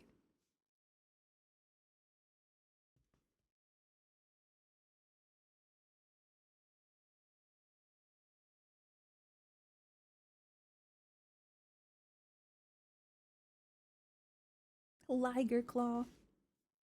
I like that. Sorry. Just getting some water. Okay.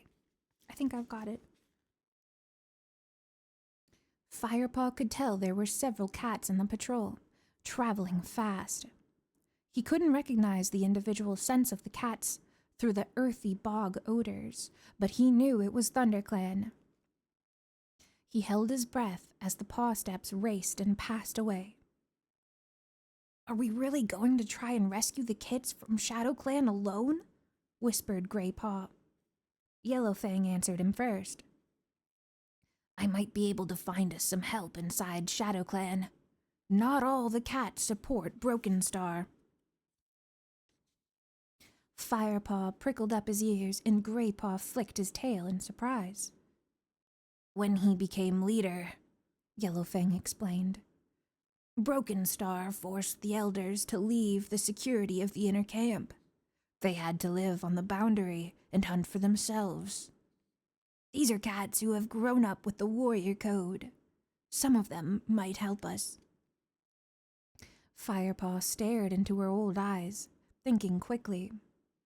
And I might be able to persuade the ThunderClan hunting party to help us too, he meowed. If I can speak to them before they see Yellowfang, I might be able to make them believe her story. Greypaw, you wait at the dead ash, where we smelled the kit blood, till one of us return. Greypaw looked worried. But do you really trust Yellowfang to bring back help? He murmured to Firepaw. You must trust me, growled Yellowfang. I will return. Greypaw looked at Firepaw, who nodded. Without another word, Yellowfang sprang past the two apprentices and disappeared into the bushes. Have we done the right thing? Asked Greypaw. I don't know, Firepaw admitted. If we have, we are the heroes and the kits are safe. If we are wrong, then we are as good as dead. Firepaw sprinted after the patrol, around brambles, past gorse, and through nettles. The trail was easy to follow. The angry ThunderClan cats weren't even trying to disguise their presence in ShadowClan's territory. Overhead, the thick layer of cloud had finally rolled away. Beyond the treetops, silver pelt glittered across the night sky. Silver pelt is the stars. The moon was just rising, but its cold light could pierce that mist and cling to the shadowy undergrowth. Firepaw concentrated on the scent from up ahead. He could smell Whitestorm. He sniffed again. Tigerclaw wasn't with them. He raced to catch up and skidded to a halt behind the band of ThunderClan cats. The warriors turned and glared at him, fur bristling and ears flattened aggressively. Darkstripe was with them, and the young she-cat Mousefur as well as the tabby warrior Runningwind. Mousefur wasn't the only she-cat on patrol. Willowpelt was there too. Firepaw, growled Whitestorm. What are you doing here? Firepaw gasped for breath. Bluestar sent me, he panted. She wanted me to find Yellowfang before... Whitestorm interrupted him. Ah, he meowed. Bluestar told me I might find a friend out here. Now I understand what she meant. He looked thoughtfully at Firepaw. Is Tigerclaw nearby? Firepaw asked, feeling a tingle of pride at their shared gaze. Whitestorm looked at him curiously. Bluestar insisted she needed him to remain at camp, to protect the remaining kits. Firepaw nodded quickly, relieved. He meowed urgently. Whitestorm, I need your help. I can lead you to the kits. Greypaw is waiting for me. We plan to rescue them tonight. Will you come? Of course we'll come. The warriors flicked their tails with excitement. It will mean raiding the ShadowClan camp, Firepaw warned. Can you lead us there? Asked Runningwind eagerly. No, but Yellowfang can, and she has promised to bring help from her old allies in the camp. Mousefur glared at him and thrashed her tail angrily. You have found Yellowfang? She hissed. I don't understand, meowed Whitestorm. The traitor is going to help us rescue the kits that she stole? Firepaw took a breath to calm himself, then looked steadily into Whitestorm's eyes. Yellowfang didn't take them, he meowed. Nor did she murder Spotted Leaf. She wants to help rescue our kits. Whitestorm stared back at him, then blinked slowly. Lead the way, Firepaw, he ordered. I'm gonna take another quick water drink.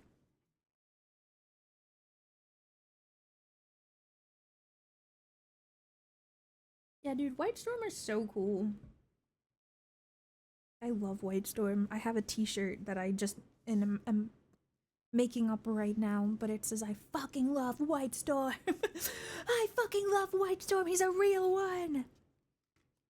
Honestly, in this goddamn cat world of a bunch of liars and traitors, we need more goats like Whitestorm.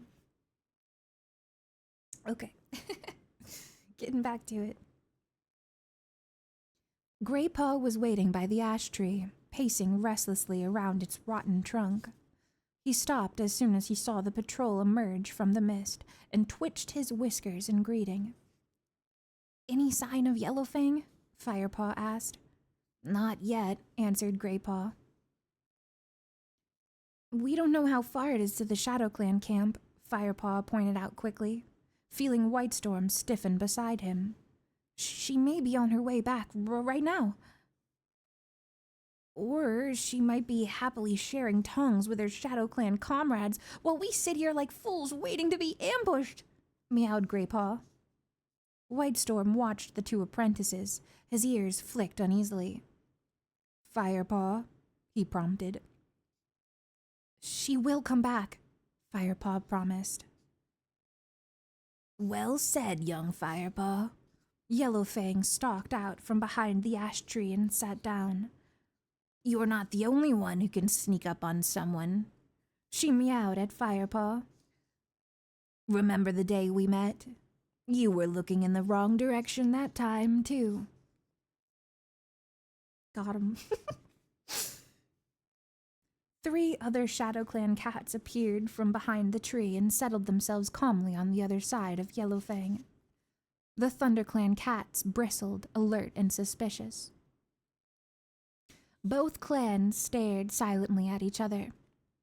Firepaw fidgeted uncomfortably, unsure what to do now.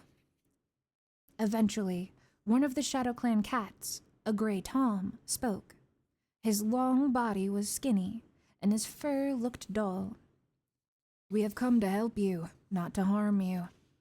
You have come for your kits, and we will help you rescue them. What's in it for you? Asked Whitestorm warily. We want to help you. We want to get rid of Broken Star. He has broken the warrior code, and Shadow Clan is suffering. So it's that simple, is it? Growled Running Wind.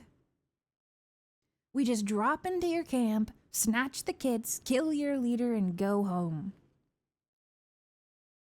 You will not meet as much resistance as you think, murmured the Grey Tom. Yellowfang stood up.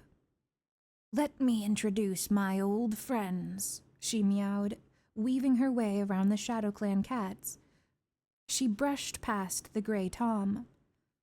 This is Ashfur. He is one of the clan elders.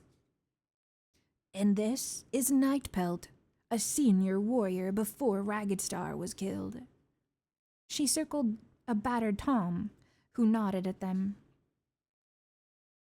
And this is one of our elder queens, Dawn Cloud. 2 of her kits died driving out Wind Clan. Dawn Cloud, a small tabby, meowed in greeting. I do not wish to lose any more of my kits, she told them. Whitestorm gave his chest a quick lick to smooth down his fur. You are clearly skilled warriors if you manage to creep up on us like that. But are there enough of you? We need to know that we'll face...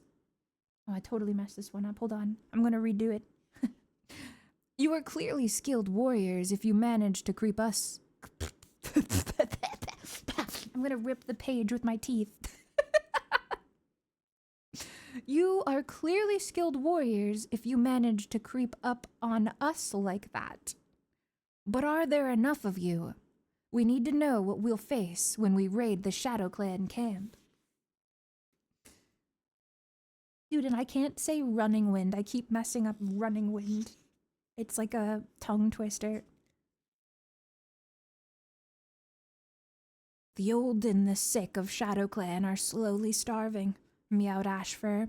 The casualties among our kits are more than we can cope with. But if Shadow Clan is a mess, burst out Darkstripe, how come you have shown so much strength lately? And why is Broken Star still your leader? Broken Star is surrounded by a small group of elite warriors, answered Ashfur. They are the ones to fear, because they would die for him without question. The other warriors obey his orders only because they are frightened. They will fight by his side as long as they think Broken Star is going to win.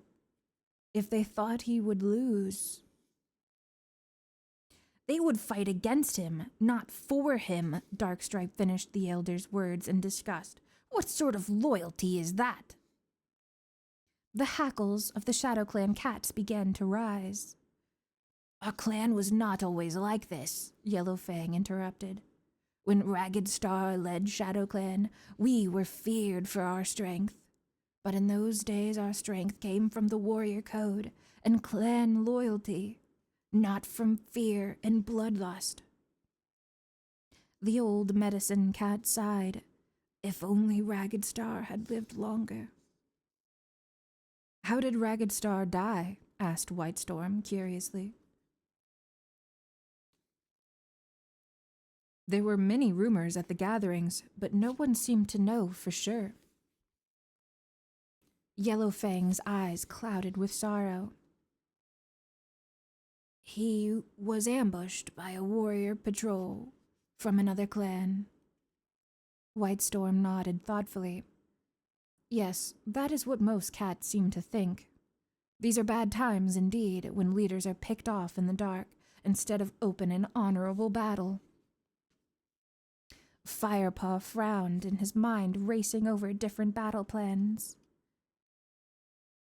Is there any way to take the kits without alerting the whole clan? He asked. Dawncloud answered him. They are very closely guarded. Broken Star will be expecting ThunderClan to take them. You won't be able to steal them in secret. Open attack is your only hope. Then we must concentrate our attack on Broken Star and his inner guard, meowed Whitestorm. Yellowfang had a suggestion. The Shadow Clan warriors should lead me into Shadow Clan camp. They could say, they've captured me. We have to make sure Broken Star and his warriors are out of their dens. News of my capture will bring them into the clearing. Once they're all out in the open, I'll give the signal for you to attack. Whitestorm was silent for a moment. Then he nodded. His face gave as he committed his warriors to attack. Very well, Yellowfang, he meowed. Please lead us the way to Shadow Clan camp. Okay. End of chapter 23.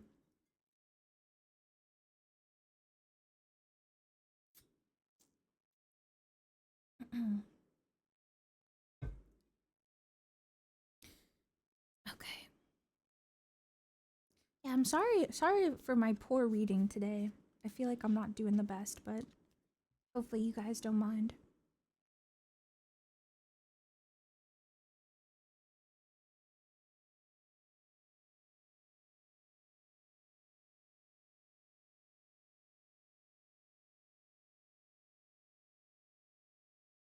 Okay.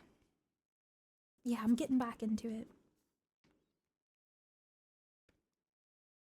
Oh my god, 2 chapters, guys. 2 chapters. Here we go.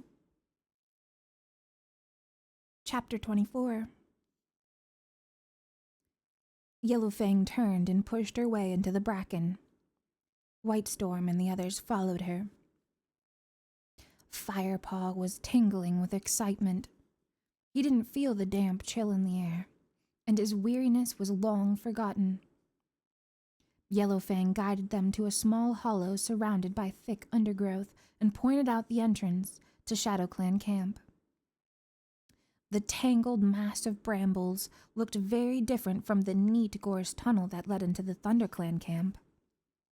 The camp boundary was full of holes and gaps, and the stench of rotting meat wafted toward them. "You eat crow food?" whispered Greypaw, curling his lip. "Our warriors are used for attacking, not hunting," replied Ashfur. "We eat whatever we can find." "ThunderClan, hide in that clump of bracken over there," hissed Yellowfang. "It's full of toadstools that will disguise your scent. Wait here until you hear me call." She stepped back to let the other ShadowClan cats lead the way, tucking herself into the center of their group as though she were their prisoner. She headed silently into the camp.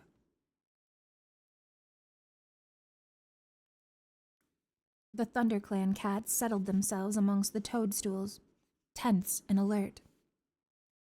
Firepaw could feel his coat prickling. He looked at Greypaw beside him.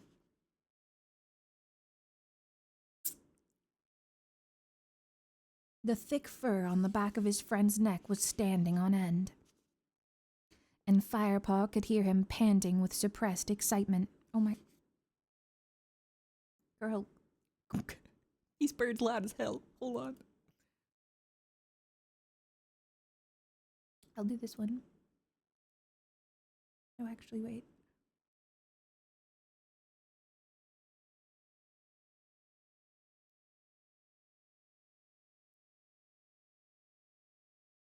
Maybe this one.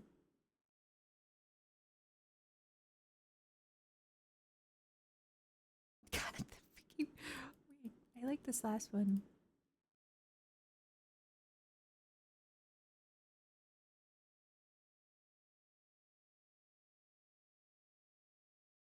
Oh yeah, this one's good.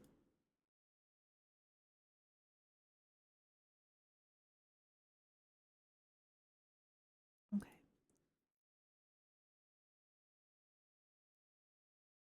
Suddenly, yowling erupted from the ShadowClan camp.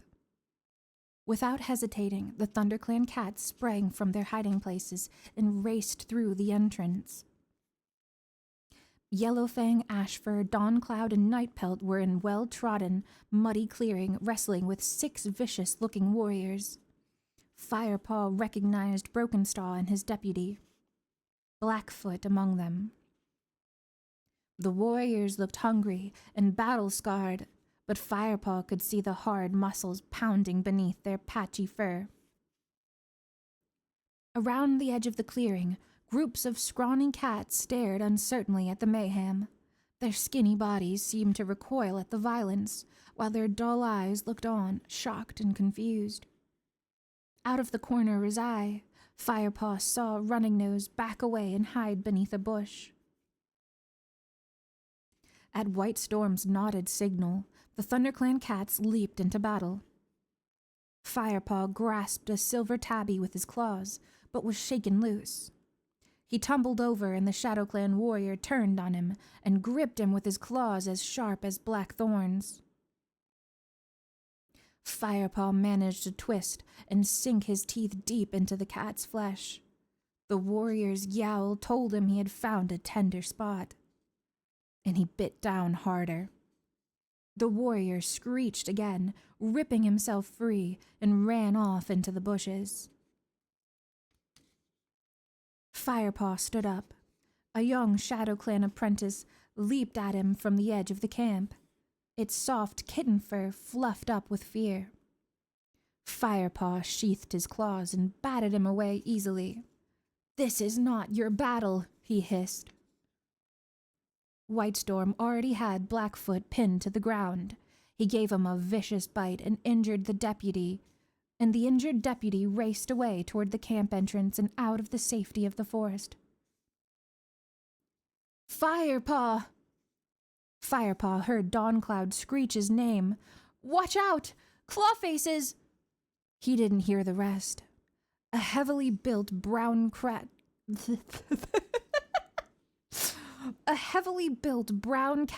crashed into him. Clawface! Firepaw dug his claws into the ground and whirled around to fight the warrior that had killed Spotted Leaf. Rage surged through him, and he flung himself onto the brown tom. Firepaw pushed the warrior to the ground and pressed his head into the dirt. Blinded by fury, he prepared to sink his teeth into Clawface's neck. But before he could deal his death blow, White Storm knocked him aside and grasped the Shadow Clan warrior. "ThunderClan warriors do not kill unless they have to," he growled in Firepaw's ear. "We just need to let them know not to show their faces here again." He gave Clawface a fierce bite, then sent him screaming out of the camp. Still raging, Firepaw looked around wildly. Broken Star's warriors had gone. An angry screech sounded from behind Greypaw. Greypaw leaped out of the way, and Firepaw saw Yellowfang gripping Broken Star with muddy, blood-stained paws. His body bled from several wounds. His ears were flattened against his head, and his whiskers were drawn back as he crouched, flattened beneath Yellowfang's powerful grasp. "I never thought you would be harder to kill than my father," he snarled up at her.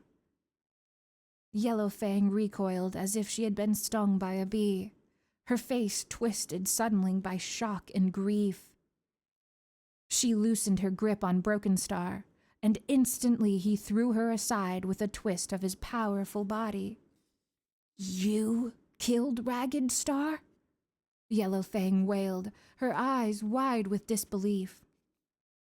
Broken Star eyed her coldly. "You found his body. Didn't you recognize my fur between his claws?" Yellowfang stared in horror as he continued.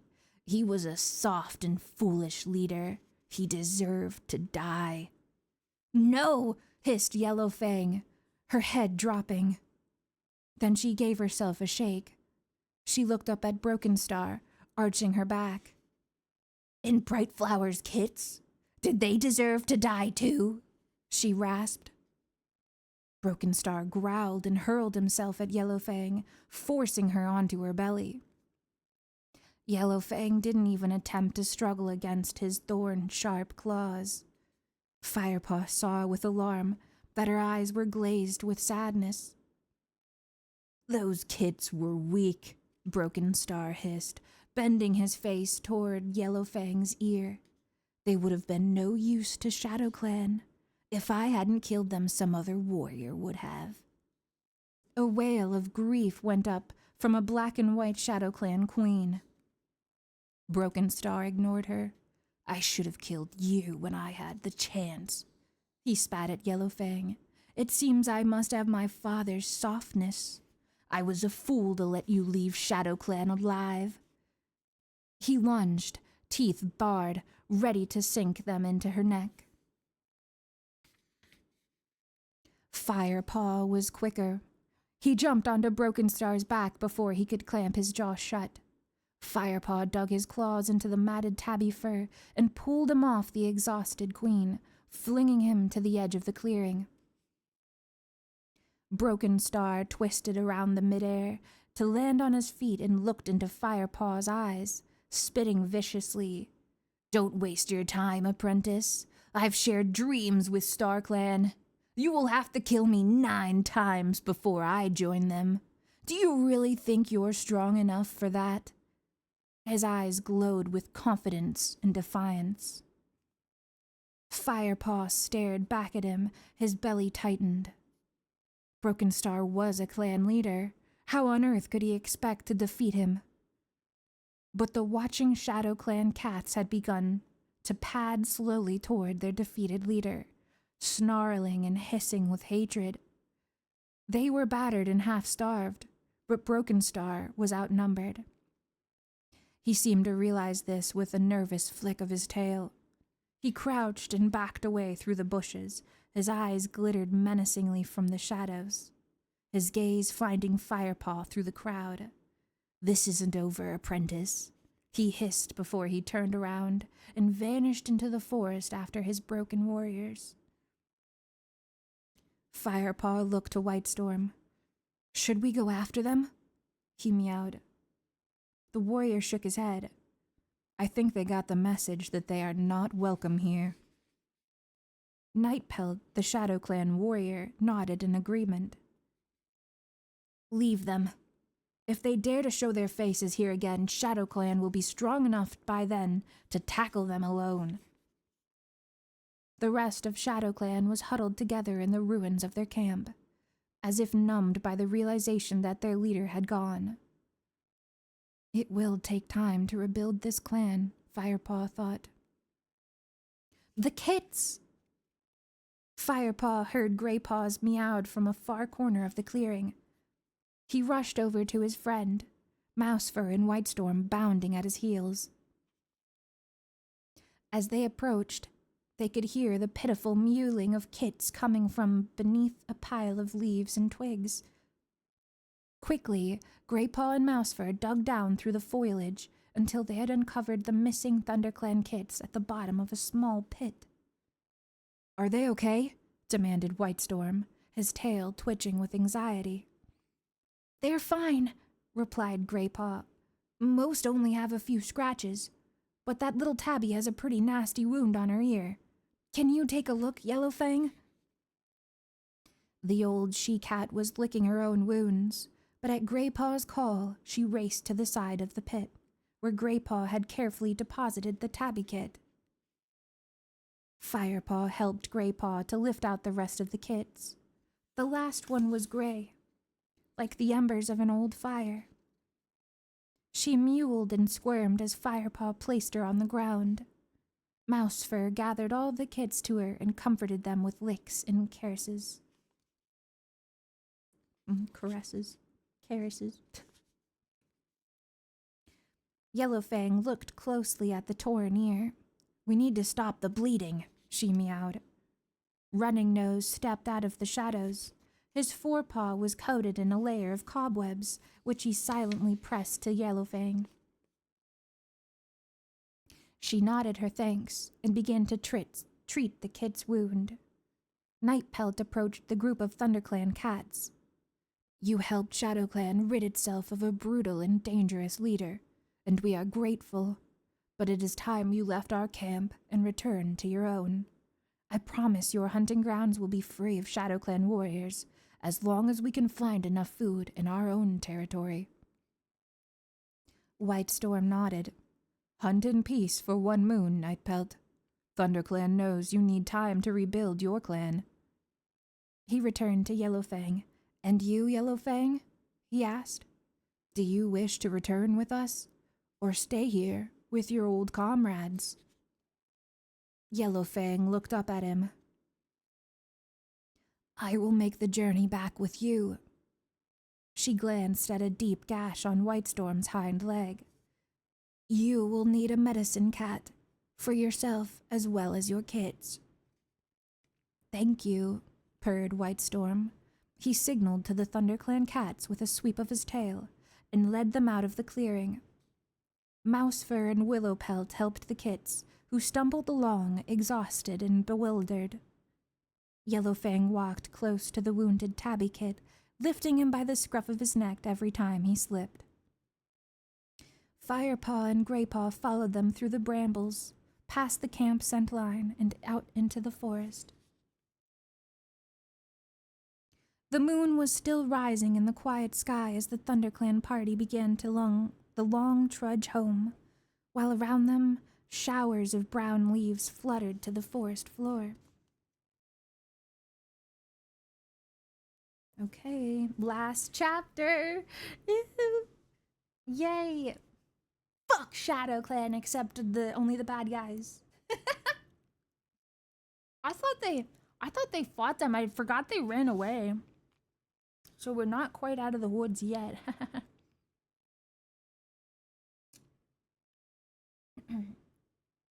It's probably daytime now because they did that all night. I guess we'll find out.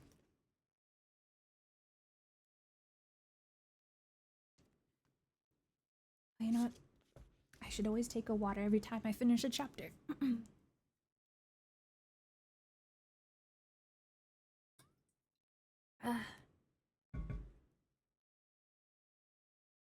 Okay. Chapter 25.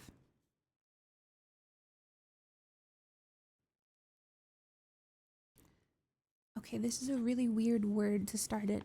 Buoyed? Is that a word, chat? Buoyed?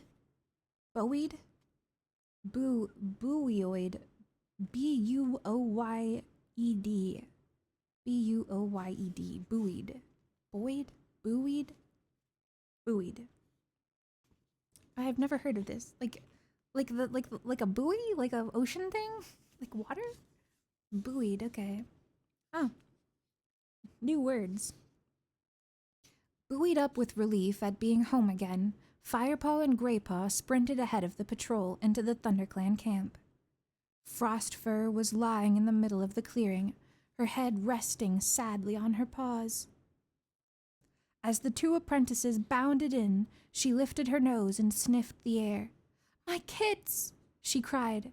She leaped up and raced past Firepaw and Graypaw to meet the rest of the party as they emerged from the tunnel. The kits rushed over to Frostfur and nuzzled into her side.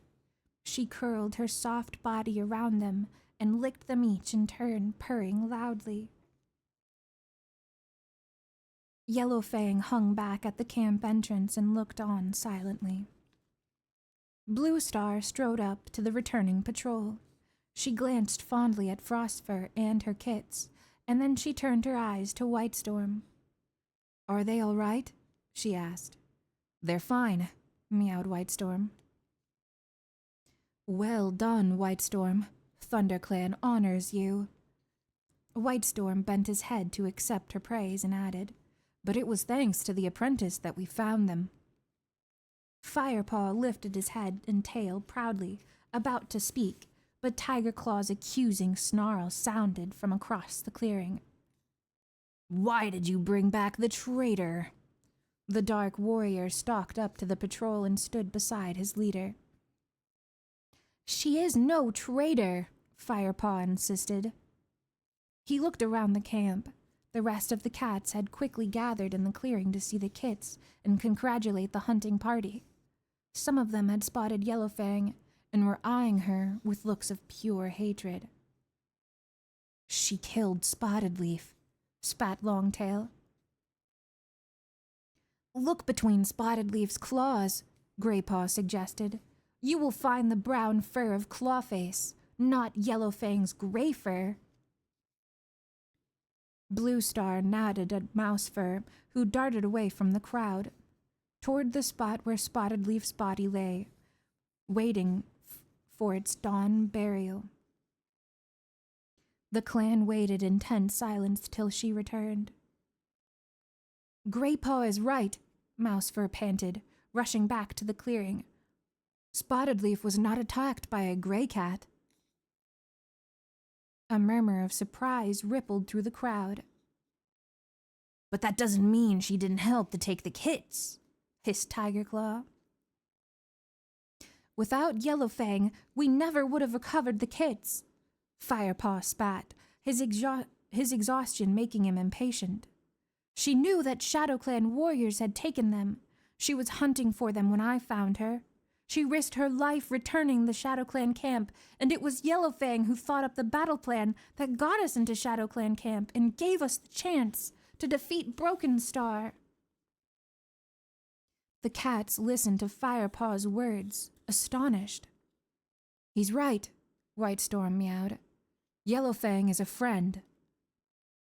"I'm glad to hear it," murmured Bluestar, catching Firepaw's eye.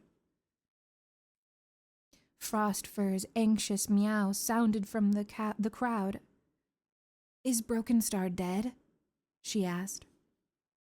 "No, he escaped," Whitestorm told her. "But he will never lead ShadowClan again." Frostfur sighed in relief and returned to nuzzling her kits. Whitestorm looked at Bluestar. I promised ShadowClan we would leave them in peace until the next full moon, he explained. Broken Star's leadership has left their clan in chaos. Blue Star nodded. That was a wise and generous offer, she meowed approvingly. The ThunderClan leader walked past Whitestorm, and the rest of the patrol had approached Yellowfang. Yellowfang lowered her eyes as Blue Star touched the gray cat's rough coat with her nose. Yellowfang, I wish you to replace Spotted Leaf as medicine cat to ThunderClan, Blue Star meowed. I'm sure you'll find all her supplies as she left them. The other cats began to murmur to each other, tails flicking with excitement. Yellowfang looked around at them anxiously and said nothing. Frostfur glanced at the other queens before she met Yellowfang's gaze and slowly nodded her approval. Yellowfang bent her head respectfully to the white cat before addressing her new leader. Thank you, Blue Star. ShadowClan is not the clan I once knew. ThunderClan is my clan now. Firepaw felt a surge of satisfaction that the old she-cat he had come to love would be his clan's medicine cat from now on. Then his tail dropped as he realized that he would never again find Spotted Leaf in her clearing, the sunlight gleaming on her soft fur and her amber eyes shining in welcome. Where's Ravenpaw? Meowed Blue Star suddenly, jolting Firepaw out of his bittersweet remembrances. Yes, Tigerclaw chimed in. Where is my apprentice? Strange that he should disappear along with Broken Star. He looked meaningfully around the clan. If you think he might have had been helping Broken Star, Firepaw meowed boldly, then you are wrong. Tigerclaw stiffened, a menacing gleam in his yellow eyes. Ravenpaw is dead, Firepaw went on, dropping his head as if he weighed down with grief. We've found his body in ShadowClan territory. From the scents around him, he must have been slain by a ShadowClan patrol. He looked at Blue Star. I will tell you everything later, he promised. Yellowfang shot Firepaw a questioning look. Firepaw returned her gaze with a silent plea for her to hold her tongue. She twitched her ears briefly in understanding and looked away. I never said that Ravenpaw was a traitor, hissed Tigerclaw. He paused and allowed an expression of sorrow to cloud his eyes before he turned to address the rest of the clan. Ravenpaw might have made a fine warrior. His death has come too soon, and his loss will be felt by many of us for a long time. Empty words, thought Firepaw bitterly. What would Tigerclaw say if he knew that Ravenpaw was safe, far beyond the forest, catching rats with barley? Blue Star broke the silence. We will miss Ravenpaw, but we shall mourn him tomorrow.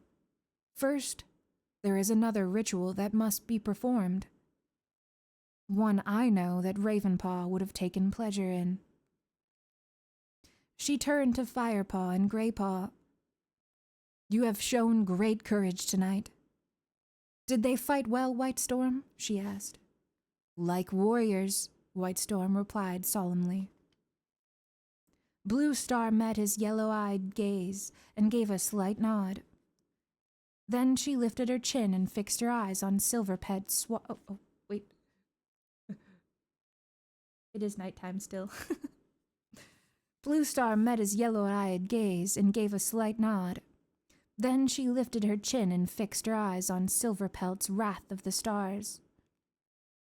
Her voice rang out clear and measured in the hushed woods. I, Blue Star, leader of ThunderClan, call upon my warrior ancestors to look down at these 2 apprentices. They have trained hard to understand the ways of your noble code, and I commend them to you as warriors in their turn." She looked down at Firepaw and Graypaw, narrowing her eyes. "Firepaw, Graypaw, do you promise to uphold the warrior code and to protect and defend this clan, even at the cost of your lives?" Firepaw felt something stir within him, a fire that burned. It burned in his belly and rang in his ears. He suddenly felt that everything he had done for the clan so far, all the prey he stalked, all the enemy warriors he had fought, had been for the sake of this single moment. "I do," he replied steadily. "I do," echoed Graypaw, his fur bristling with excitement. "Then by the powers of StarClan, I give you your warrior names. Graypaw, from this moment, you will be known as Graystripe. StarClan honors your bravery and your strength, and we welcome you as a full warrior of ThunderClan." Bluestar stepped forward and rested her muzzle on top of Graystripe's bowed head. He bent lower to give her shoulder a respectful lick, then straightened up and walked over to join the other warriors. Bluestar stood and studied Firepaw for a long moment before speaking. "Firepaw, from this moment you will be known as Fireheart. StarClan honors your bravery and your strength, and we welcome you as a full warrior of ThunderClan." She touched her muzzle to his head and murmured, "Fireheart, I am proud to have you as my warrior. Serve your clan well, young one." Fireheart's muscles were trembling so much that he could hardly stoop to lick Bluestar's shoulder. He purred hoarsely to show his thanks, then slipped away to stand beside Graystripe.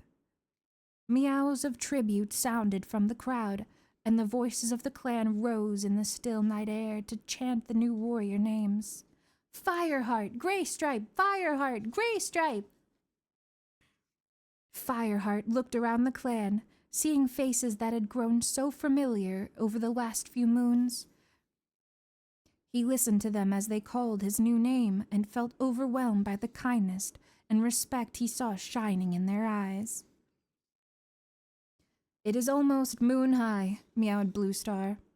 "In the tradition of our ancestors, Fireheart and Graystripe must sit in silent vigil until dawn and guard the camp alone while we sleep."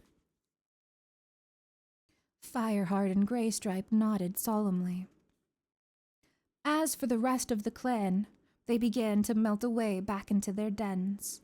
Tigerclaw pushed past Fireheart. The ThunderClan deputy slowed as he passed and hissed quietly into his ear, "Don't think you can outwit me, kitty pet. Be careful what you tell Bluestar." A cold shiver ran down Fireheart's spine. Bluestar had to know about Tigerclaw's treachery. As Tigerclaw headed back to the warrior's den, Fireheart left Graystripe sitting alone in the clearing and bounded after Bluestar. He caught up with her outside her den. "Bluestar, I know I'm breaking the vow of silence, but I must speak with you before I begin my vigil." Bluestar looked at Fireheart and shook her head. "This is an important ritual, Fireheart. You can speak to me in the morning." Fireheart dipped his head in acceptance. Tigerclaw was not a problem that could be solved overnight, anyway. He returned to Graystripe's side in the middle of the clearing. The two friends exchanged glances, but said nothing. Okay, actually, let me show you guys. Wait. So this is what I changed earlier, and I'm going to change it really quick again. We're going to update Firepaw.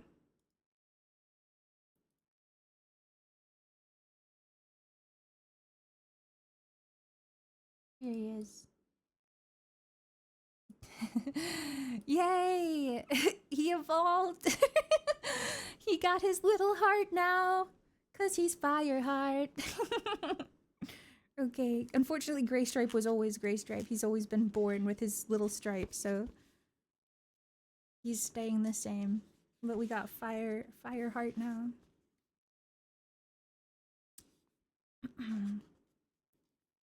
Fireheart looked at the moon above his head. His orange coat glowed silver in the cold light. Around him, the bushes and trees were draped in mist that brushed damply against his fur. Fireheart closed his eyes and recalled the dreams of his kittenhood. The cool forest scents in his nostrils were real now, and the life of a warrior stretched ahead of him. He felt unrestrained joy flood up in his paws and surge through his body. Then he opened his eyes wide with a jolt. Another pair of eyes was shining back at him from the warrior's den. Tiger Claw. Fireheart stared back without blinking. He was a warrior now. He had made an enemy of the clan's deputy, but Tiger Claw had made an enemy of him. Fireheart was not the same naive young cat who had joined the clan all those moons ago. He was bigger, stronger, faster, and wiser. If he was destined to oppose Tiger Claw, then so be it. Fireheart was ready for the challenge. End of Book 1. The end! The end! We did it! We read through Book 1! Fireheart and Grapestripe! Yay! And they saved ThunderClan! They rescued the kittens! Oh, yay! Oh, I'm so excited! The first preview of the chapter is a few pages long. So I'm gonna tease you guys. I actually have it. I know it's here. I honestly think for one book, it gets better. Like, I don't want to hype you guys up, but this was like the sauce and this is the steak. You know what I mean? Because now he's a warrior. This was basically just explaining the lore of the clans and how they battle each other and see their differences. But this is like, oh, now he's in it, right? Like, now he's a warrior. It's not just like learning, it's living it. Yeah. It's called Fire and Ice. Where have you heard that before? So the first book, Into the Wild, and the second book is called Fire and Ice. It says, Fireheart is now a ThunderClan warrior, but danger still lurks in the forest. The cats of RiverClan are growing restless, while WindClan is weak and facing threats from all sides. As tensions build to an explosive climax, Fireheart faces not only imminent battle, but betrayal from within his own clan. Bum, bum, bum. I can tell you that this has nothing. Like, Fire and Ice, there is no ice. There's no, like, Ice Heart to rival Fireheart. What are they saying with that nonsense? I'm gonna go take a quick bathroom break, and then we'll read the first chapter of the second book to cap it all off tonight. I think that'll be great. So you guys can take a peek at all the doodles everybody has been making so far during the read-through. It looks gorgeous. I'm so excited to see. I love how everybody tried to make, like, a conscious room save. Thank you guys for that. Okay, I'll be right back.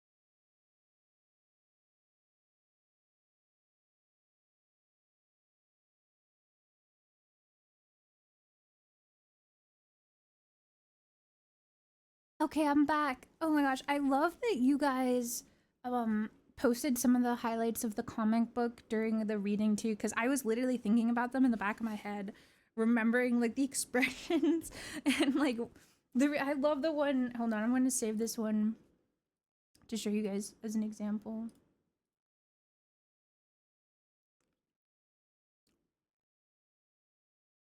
Let me show you.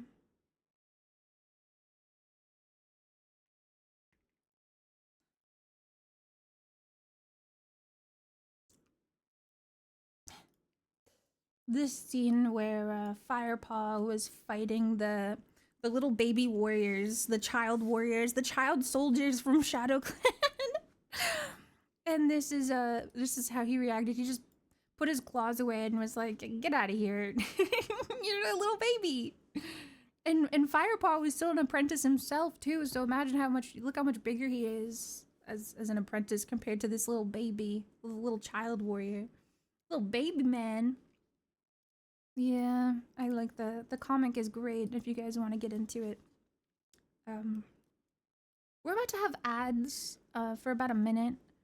It's gonna start. So I think I won't begin the next chapter until the ads are done. So, what did you guys think though? What did you guys think of the book? No spoilers. You know, if you guys have read the series, no spoilers. I know it was a bit sprawled out, so. And I know I kind of botched that last few chapters with my nonsense, but yeah, I'm glad you guys liked it. It feels weird to take out my bookmark. It looks so well loved now. Like it's got so many like folds and tears, the first book. Yeah.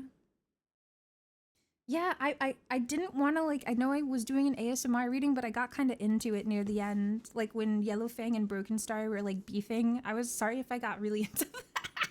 I was like telling myself like don't get too into it. Just don't do it. Then I got too into it.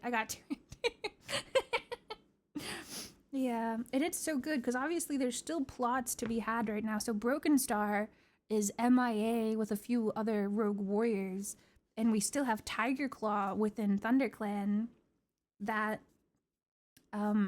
is doing something. I don't know, cooking, plotting. So we have two weirdos out in the woods now. Firepaw and Greypaw, brothers in arms, are now warriors together, strong. I think we still have some apprentices, like Dustpaw and Sandpaw, the school bullies to these guys. Oh, they're gonna be so mad. They were apprentices before Firepaw even got into the warrior clan, so they're gonna be salty as heck. They just got schooled by this kitty pet, lol. Okay. I think, oh, thank you, Tux. Thank you. I want to do better. I'm gonna keep trying. This is my first book I've read through on stream, so I think eventually I'll get a lot better at it. Okay, I think the ads are over now, so I'm gonna read the final chapter, not the final, but the first chapter. The first chapter of Book 2, Fire and Ice.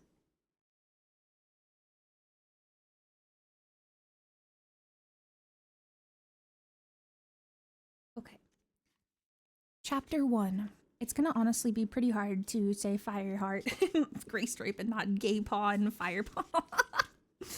Gaystripe! Yay! Okay, chapter 1.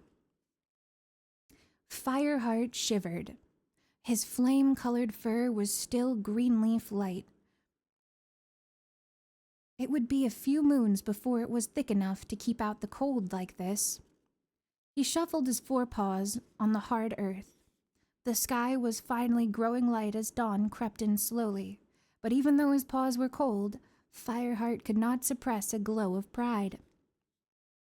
After many moons as an apprentice, he was a warrior at last. In his mind, he replayed yesterday's victory at the Shadow Clan camp. Broken Star's glittering eyes as the Shadow Clan leader backed away, hissing threats before fleeing into the trees as his traitorous companions. The remaining Shadow Clan cats had been grateful to ThunderClan for helping them get rid of their cruel leader, and for the peace ThunderClan promised them when they recovered. Broken Star had not just brought chaos to his own clan, he had driven the whole of Wind Clan from their camp, right out of clan territory. He had been a dark shadow in the forest since before Fireheart had even left his kitty pet life to join ThunderClan. Oh wait, now the ads are just starting. Wait, I'm gonna stop then. Wait, sorry, the notification timed out, but then randomly it took them like 2 minutes to be like, okay, now the ads are playing. Blah.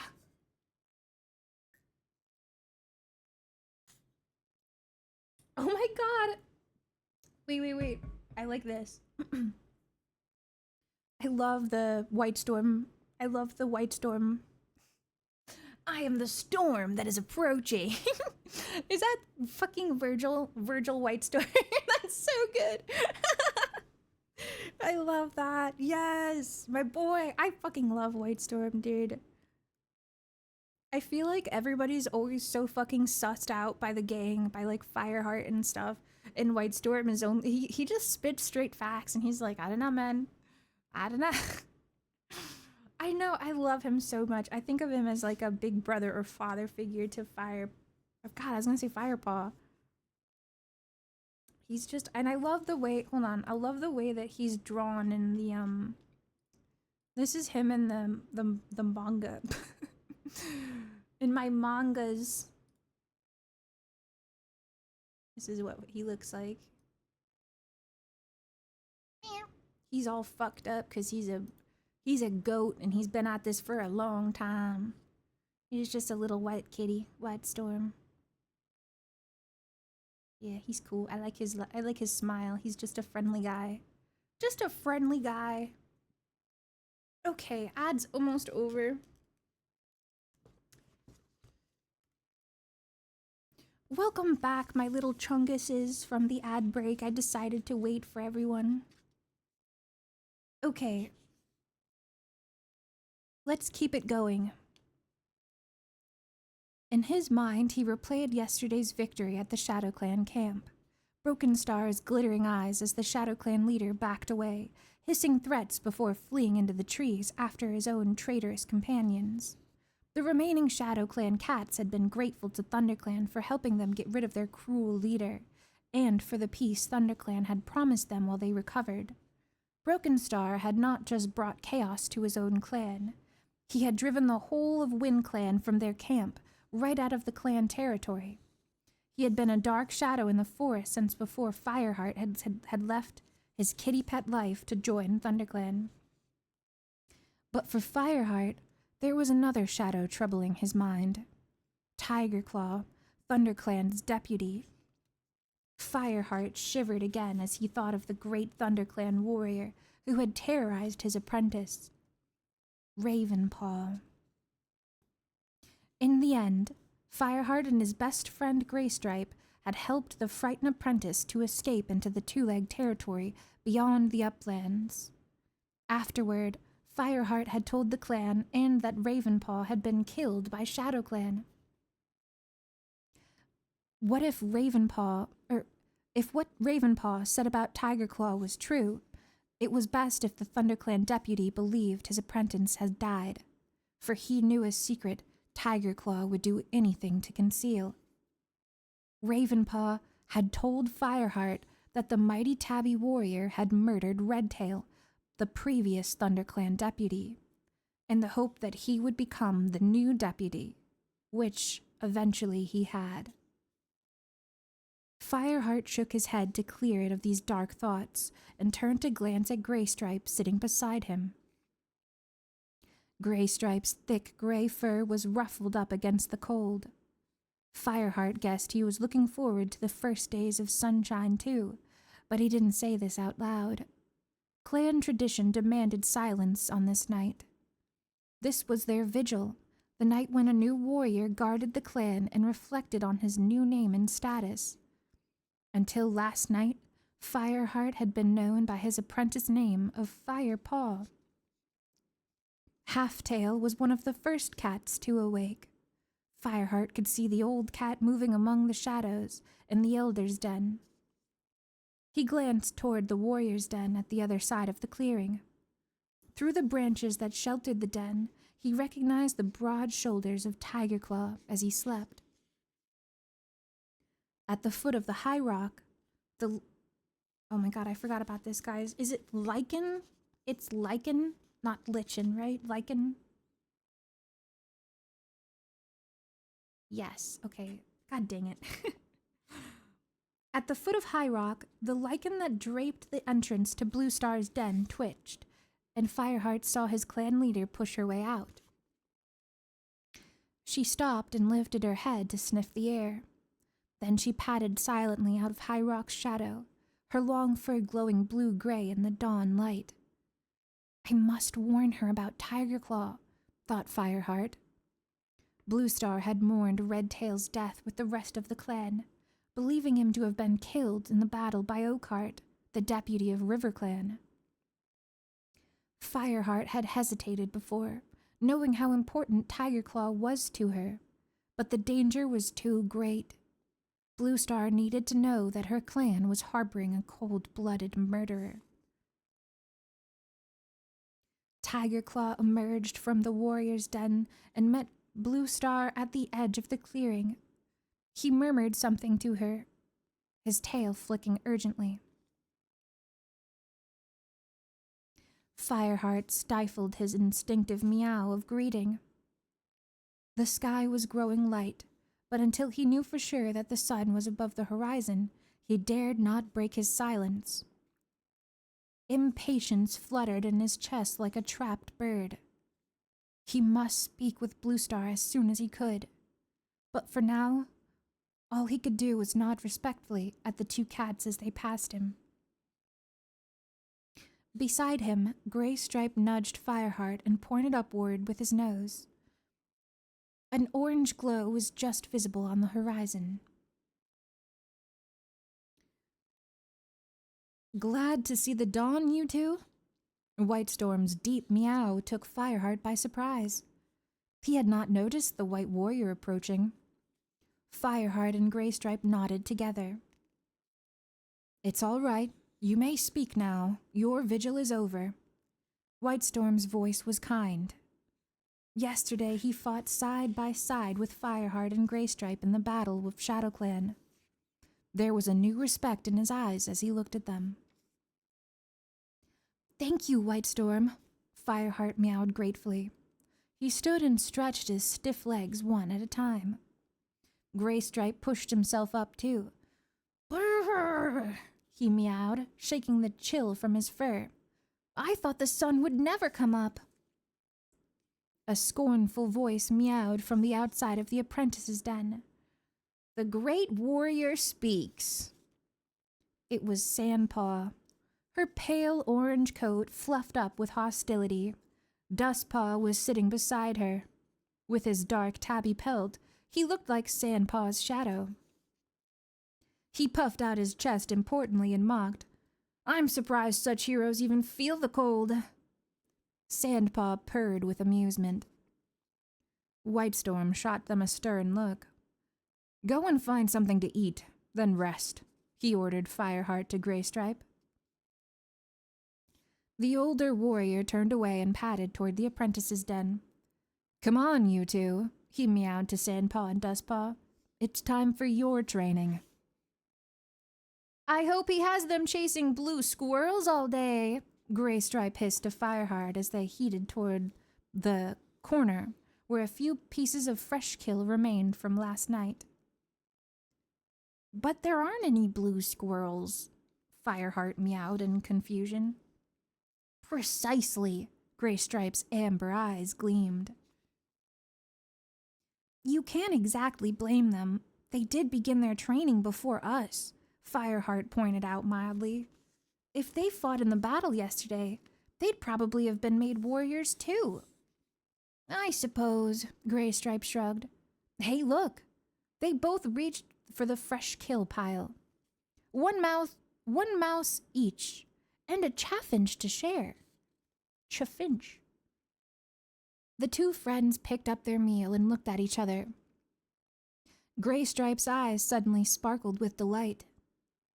I suppose we take it to the warrior's side of camp now, he meowed. I suppose we do, Fireheart purred, padding after his friend to the patch of nettles where they had often watched. Now what? Asked Graystripe, gulping down his last mouthful.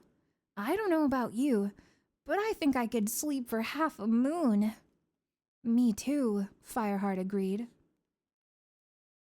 The two friends got to their paws and made their way toward the warrior's den. Fireheart stuck his head through the low-hanging branches. Mousefur and Longtail were still asleep on the other side of the den. He pushed his way inside and found a patch of moss at the edge. The smell told him it wasn't a sleeping place already used by another warrior. Graystripe settled down beside him. Fireheart listened as Graystripe's steady breaths relaxed into long, muffled snores. Fireheart felt equally exhausted, but he was still so desperate to talk to Bluestar. From where he lay, his head flat to the earth, he could just see the camp entrance. He stared at it, waiting for his leader's return, but gradually his eyes began to close, and he gave into his longing for sleep. Fireheart could hear a roaring around him, like wind in tall trees. The acrid stench of the thunderpath stung his nostrils, together with a new smell, sharper and more terrifying. Fire! Flames lapped at the black sky, throwing and glowing cinders up into starless nights. To Fireheart's amazement, silhouettes of cats flitted in front of the fire. Why hadn't they run away? One of them stopped and looked straight at Fireheart. The Tom's night eyes glinted in the darkness, and he lifted his long, straight tail as if in greeting. Fireheart trembled as a memory burst into his mind of the words that Spotted Leaf, the former ThunderClan medicine cat, had said to him before her untimely death. Fire will save the clan. Could it be something to do with the strange cats that showed up with no fear of fire? Wake up, Fireheart! Fireheart flicked his head, startled out of his dream by, oh, that was Tiger Claw. It would be more like, wake up, Fireheart! Fireheart. I thought it was Graystripe. You were meowing in your sleep. Still dazed, Fireheart sat up and shook his head. Yes, Tiger Claw. With a pang of alarm, he wondered if he had repeated Spotted Leaf words out loud. He had dreamed like this before, dreams so vivid that he could taste them, and which had later come true. Fireheart certainly did not want Tigerclaw to suspect him of having powers that usually StarClan gave only to a medicine cat. Moonlight shone through the leafy den wall. Fireheart realized he must have slept through the whole day. You and Graystripe will join the evening patrol, Tigerclaw told him. Hurry up. The dark tabby turned and stalked out of the den. Fireheart let the fur relax on his shoulders. Clearly Tigerclaw didn't suspect anything unusual about his dream. But while Fireheart's secret was safe, he was equally determined to expose the murderous truth about Tigerclaw's role in Redtail's death. Fireheart licked his lips.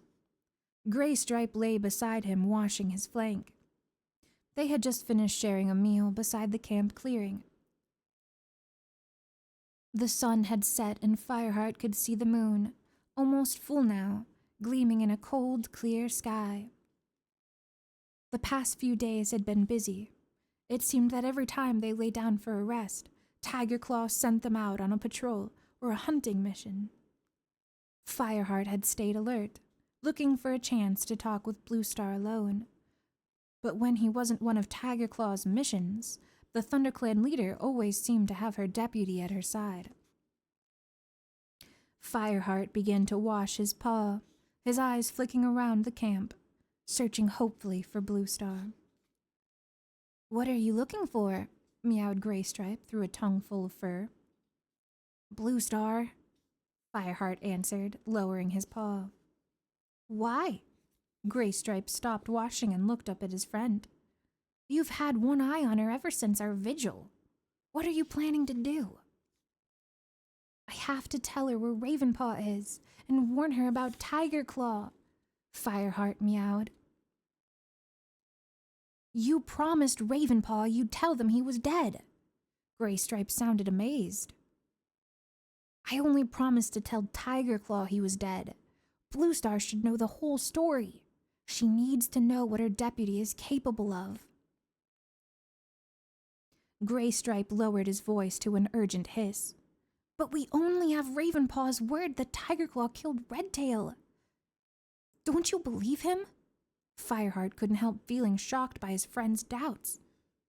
Look, if Tiger Claw lied about killing Oakheart in revenge for Redtail's death, that means Redtail must have killed Oakheart himself, and I can't believe that Redtail would have deliberately killed another clan deputy in battle. It goes against warrior code. We fight to prove our strength and defend our territory, not to kill each other. But I'm not trying to make accusations against Redtail, Fireheart protested. It's Tiger Claw who is the problem. Redtail had been on the ThunderClan deputy before Tiger Claw. Fireheart had never met him, but he knew Redtail had been deeply respected by all of the clan. Graystripe didn't meet Fireheart's gaze. What are you saying? What you are saying has implications for Redtail's honor, and none of the other cats have a problem with Tiger Claw. It was only Ravenpaw who was scared of him. An uneasy shiver ran down Fireheart's spine. So you think Ravenpaw made up the story because he didn't get along with his mentor? He meowed scornfully. No, mumbled Graystripe. I just think we should be careful.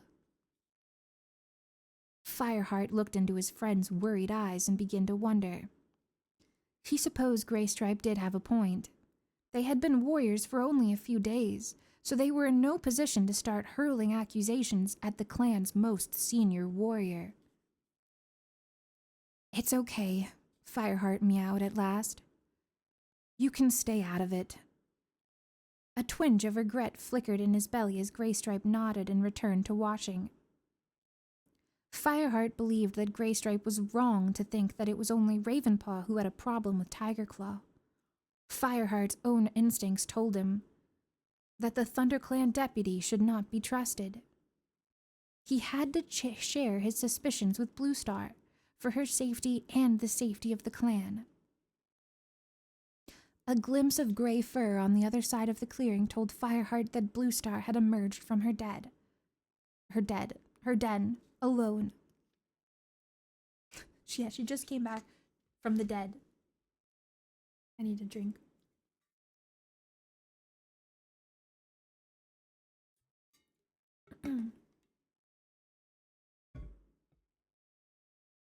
One life down, yeah, -1 life, dude. She just jumped too high off the rock and was like, shit. What a way to lose a life, just like accidental like that. I can see it now, like, yo, I'm Stunt Star, and today I'm gonna jump off this mountain. Let's see if StarClan is with me today.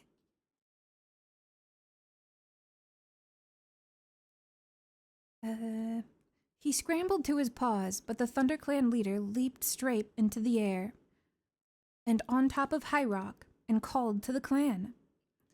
Fireheart lashed his tail impatiently. Graystripe's ears flicked excitedly as he heard Bluestar's call. A naming ceremony, he meowed. It must be Longtail getting his first apprentice. He's been dropping hints for days. He bounded over to join the cats gathering at the edge of the clearing, and still itching with frustration, Fireheart followed. A small black and white kit padded into the clearing. His soft paws made no sound on the hard earth. He walked toward High Rock with his pale eyes lowered, and Fireheart almost expected to see him tremble. There was something in the slope of this kit's shoulder that made him seem too young and timid to be an apprentice. Longtail won't be impressed. Fireheart thought, remembering Longtail's scorn when Fireheart had arrived at the camp for the first time. The warrior had taunted him viciously on his first day with the clan, mocking his kitty pet origins. Fireheart had disliked him ever since. From this day forward, Bluestar meowed, staring down at the kit, until he has earned his warrior name, this apprentice will be called Swiftpaw. There was no flash of determination in the eyes of the black and white kit as he looked up at the leader. Instead, his amber eyes were wide with anxiety. Fireheart turned his head as Longtail padded toward his new apprentice. Bluestar spoke again. Longtail, you were Darkstripe's apprentice. He taught you well, and you have become a fierce and loyal warrior. I hope you will pass some of these qualities on to Swiftpaw. Fireheart searched Longtail's face for an expression of disdain as he looked down at Swiftpaw. But the warrior's eyes softened as he met his new apprentice's gaze, and gently the two clan cats touched noses. It's okay. You're doing fine, Longtail murmured encouragingly. Yeah, right, Fireheart thought bitterly. Just because he's clan-born, Longtail sure didn't welcome me like that. He glanced around the rest of the clan and felt a pang of resentment as they began to murmur congratulations to the new apprentice. What's up with you? Whispered Graystripe. That'll be us one day. Fireheart nodded, suddenly cheered by the thought of getting his own apprentice, and pushed away with his resentment. He was part of ThunderClan now, and surely that was all that mattered. The next night brought the full moon. Fireheart knew he would be looking forward to his first gathering as a warrior, but he was still determined to find a chance to tell Bluestar everything he knew about Tigerclaw, and the thought of it lay like a cold stone in his stomach. Have you got maggot gut or something? Meowed Graystripe beside him. You're pulling some very weird faces. Fireheart looked at his friend, wishing he could confide in him, but he'd promised to leave Graystripe out of it. I'm fine, he meowed. Come on, I hear Bluestar calling. The two cats trotted over to the group assembling in the clearing, and Bluestar dipped her head to acknowledge their arrival. Then she turned and led the cats out of the camp. Fireheart paused while the other cats scrambled past him up the steep trail that led into the forest above. This journey might give him just enough time to speak to Bluestar, and he wanted to gather his thoughts. Are you coming? Graystripe's voice called down. Yep. Firepaw flexed his powerful hind legs and began to leap from boulder to boulder, leaving the camp behind. At the top, he paused to catch his breath, his sides heaving. The forest stretched away before him. Beneath his paws, he could feel the crisp crackle of newly fallen leaves. Silver pelt glittered in the sky like morning dew scattered on black fur. Fireheart thought of his first journey to Fortrees with Tigerclaw and Lionheart.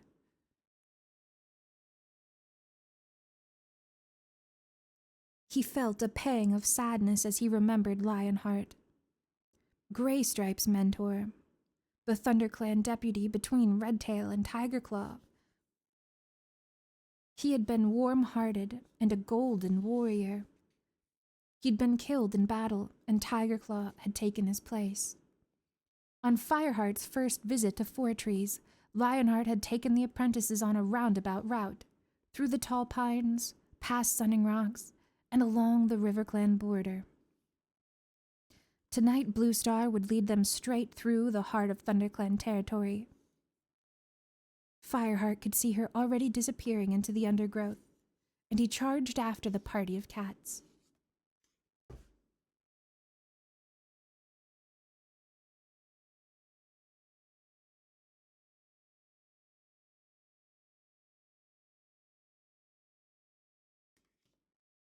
Bluestar was at the front, next to Tigerclaw. Fireheart ignored Graystripe's surprised meow and caught up with the clan leader. Bluestar, he called, panting as he drew up beside her. May I talk to you? Bluestar glanced at him and nodded. Take the lead, Tigerclaw, she meowed. She let her pace slow, and Tigerclaw bounded past her. The other cats followed the dark tabby without question as he raced through the undergrowth. Bluestar and Fireheart dropped into a steady trot. Within a moment, they were alone. I'll just him now.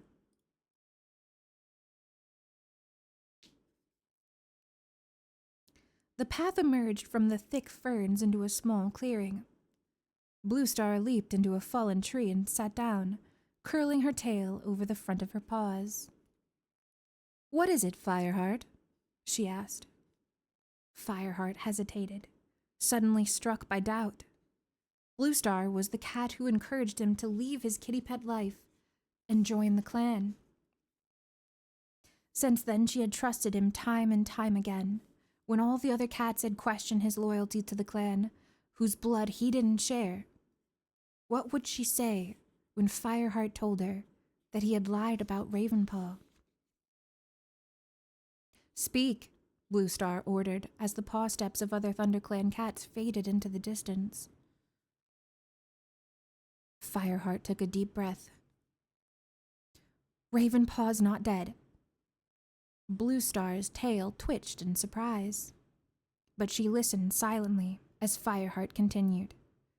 Graystripe and I took him to the Wind Clan's hunting grounds.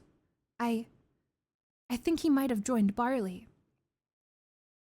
Barley was a loner, not a forest cat, but not a kitty pet either. He lived on a two-leg farm that lay on route to the High Stones, a sacred place for all cats in the forest. The ThunderClan leader stared past Fireheart into the depths of the forest. Fireheart searched her face anxiously, trying to read her expression. Was she angry? But he could see no anger in her wide blue eyes. After several long moments, Bluestar spoke. I am glad to hear that Ravenpaw is still alive. I hope he is happier living with Barley than he was in the forest. But he was born in the ThunderClan. Fireheart stammered, taken aback by the leader's calm acceptance of Ravenpaw's departure. That doesn't necessarily mean he was suited to clan life, Bluestar pointed out. After all, you aren't clan-born, yet you've become a fine warrior.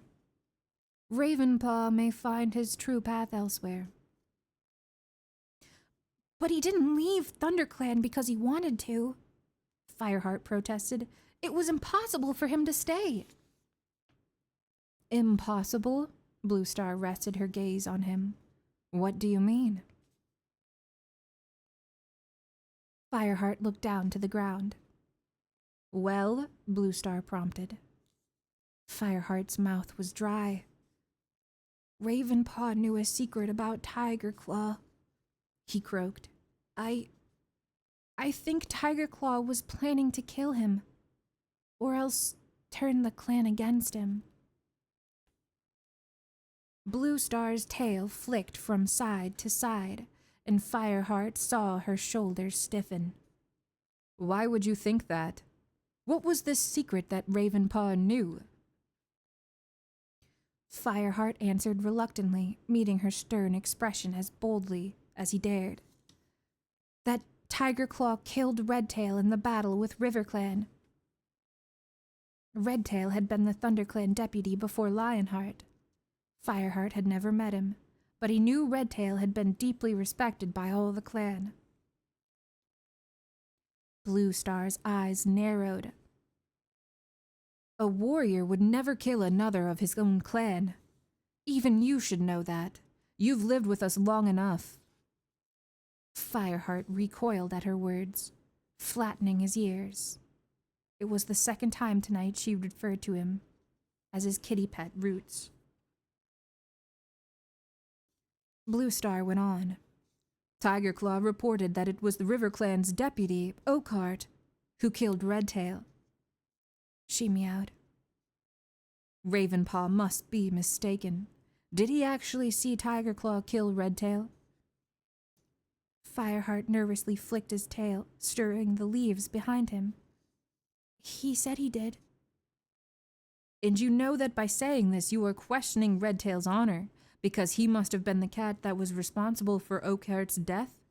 One deputy would never kill another in battle, not if it could possibly be avoided. And Redtail was the most honorable warrior I have ever known. Bluestar's eyes clouded with pain, and Fireheart felt a pang of dismay that he should have heard a memory of her former deputy, even if unintentionally. I cannot account for Redtail's actions, he murmured. I only know that Ravenpaw truly believes Tigerclaw was responsible for Redtail's death.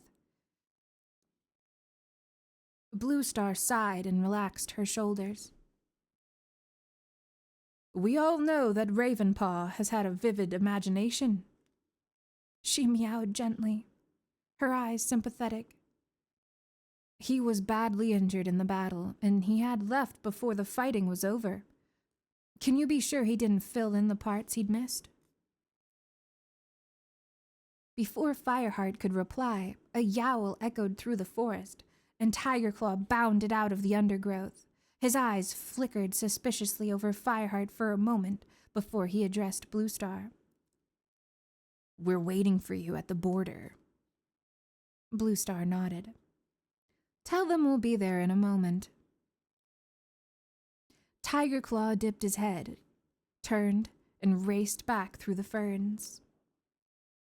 As Fireheart watched him disappear, Bluestar's words echoed in his mind. She was right.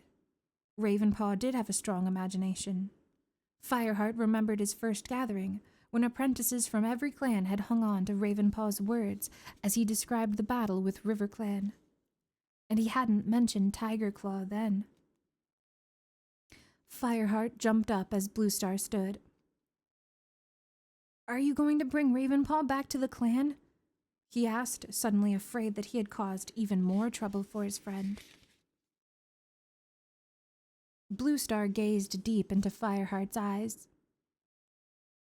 He is probably happier where he is, she meowed quietly. For now, we will let the clan carry on believing he is dead. Fireheart stared back at her, his eyes wide with shock. Bluestar was going to lie to the clan. Tigerclaw is a great warrior, but he is very proud, Bluestar went on. It'll be easier for him to accept that his apprentice died in battle rather than ran away. And it would be better for Ravenpaw, too. Because Tigerclaw might go looking for him? Fireheart dared to ask. Was it possible that Bluestar believed him, even just a little bit?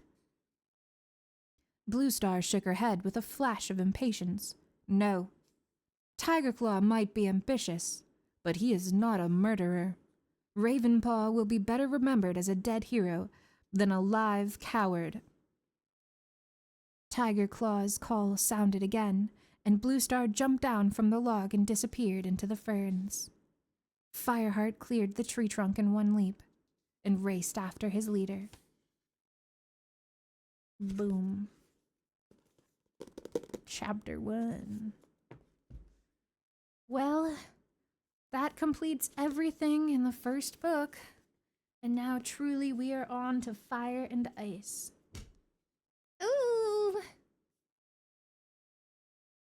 What did you guys think? I feel like the writing was a little bit different that time, and it was a little bit easier to follow, so I kind of enjoyed that one. I'm excited to get into this book because I think, you know, after the first book, the writer kind of gets there's like multiple writers for Warrior Cats. Like Aaron Hunter is just a pen name of like a bunch of girlies who all write the books together.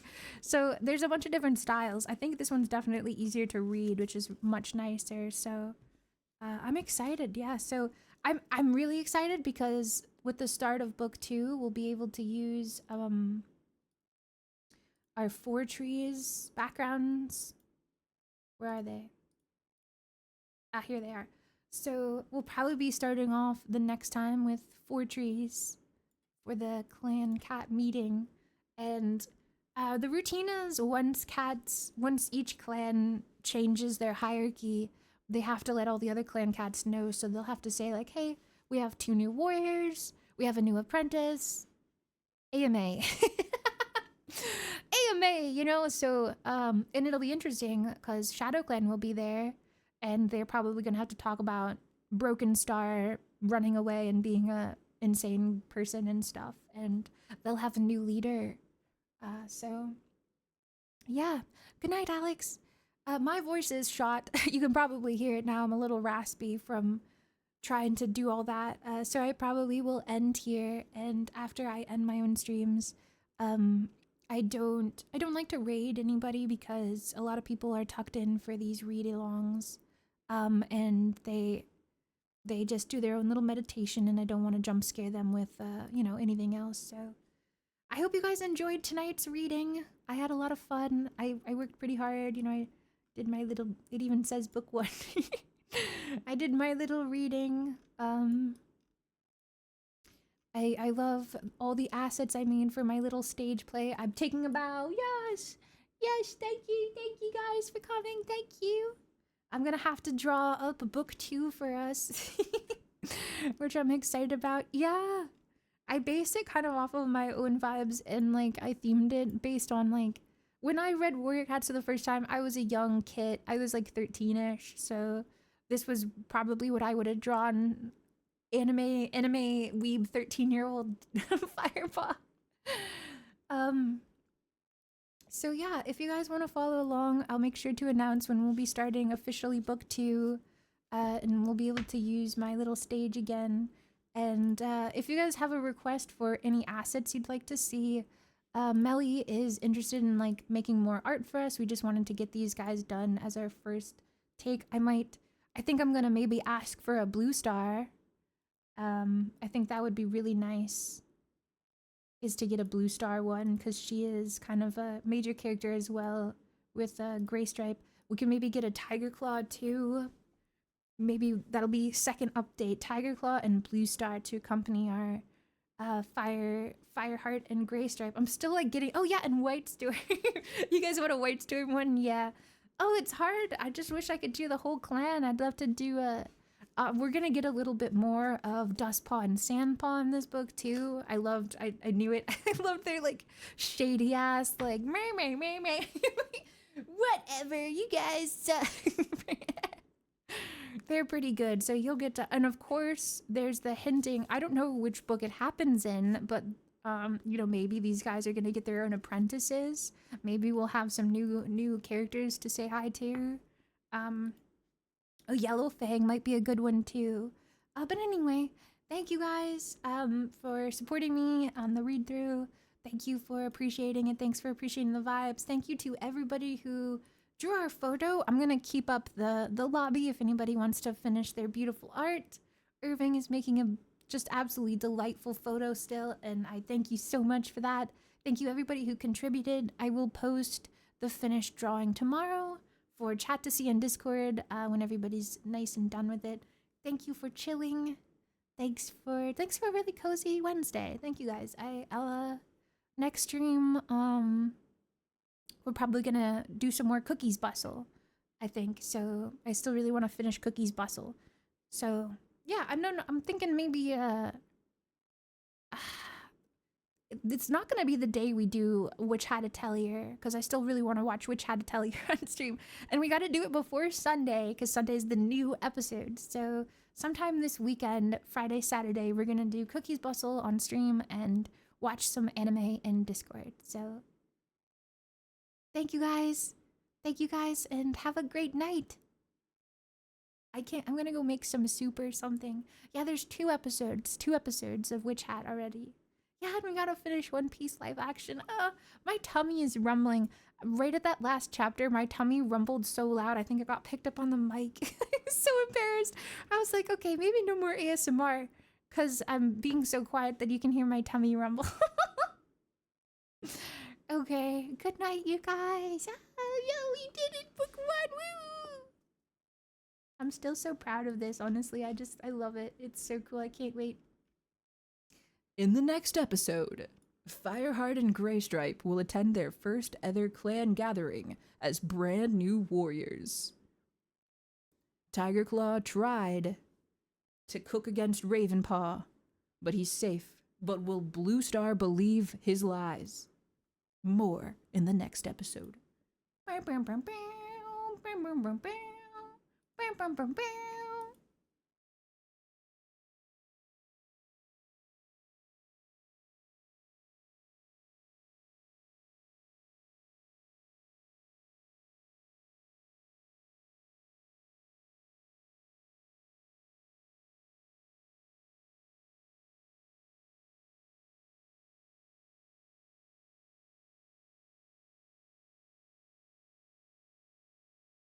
Oh man, really quick before I end too.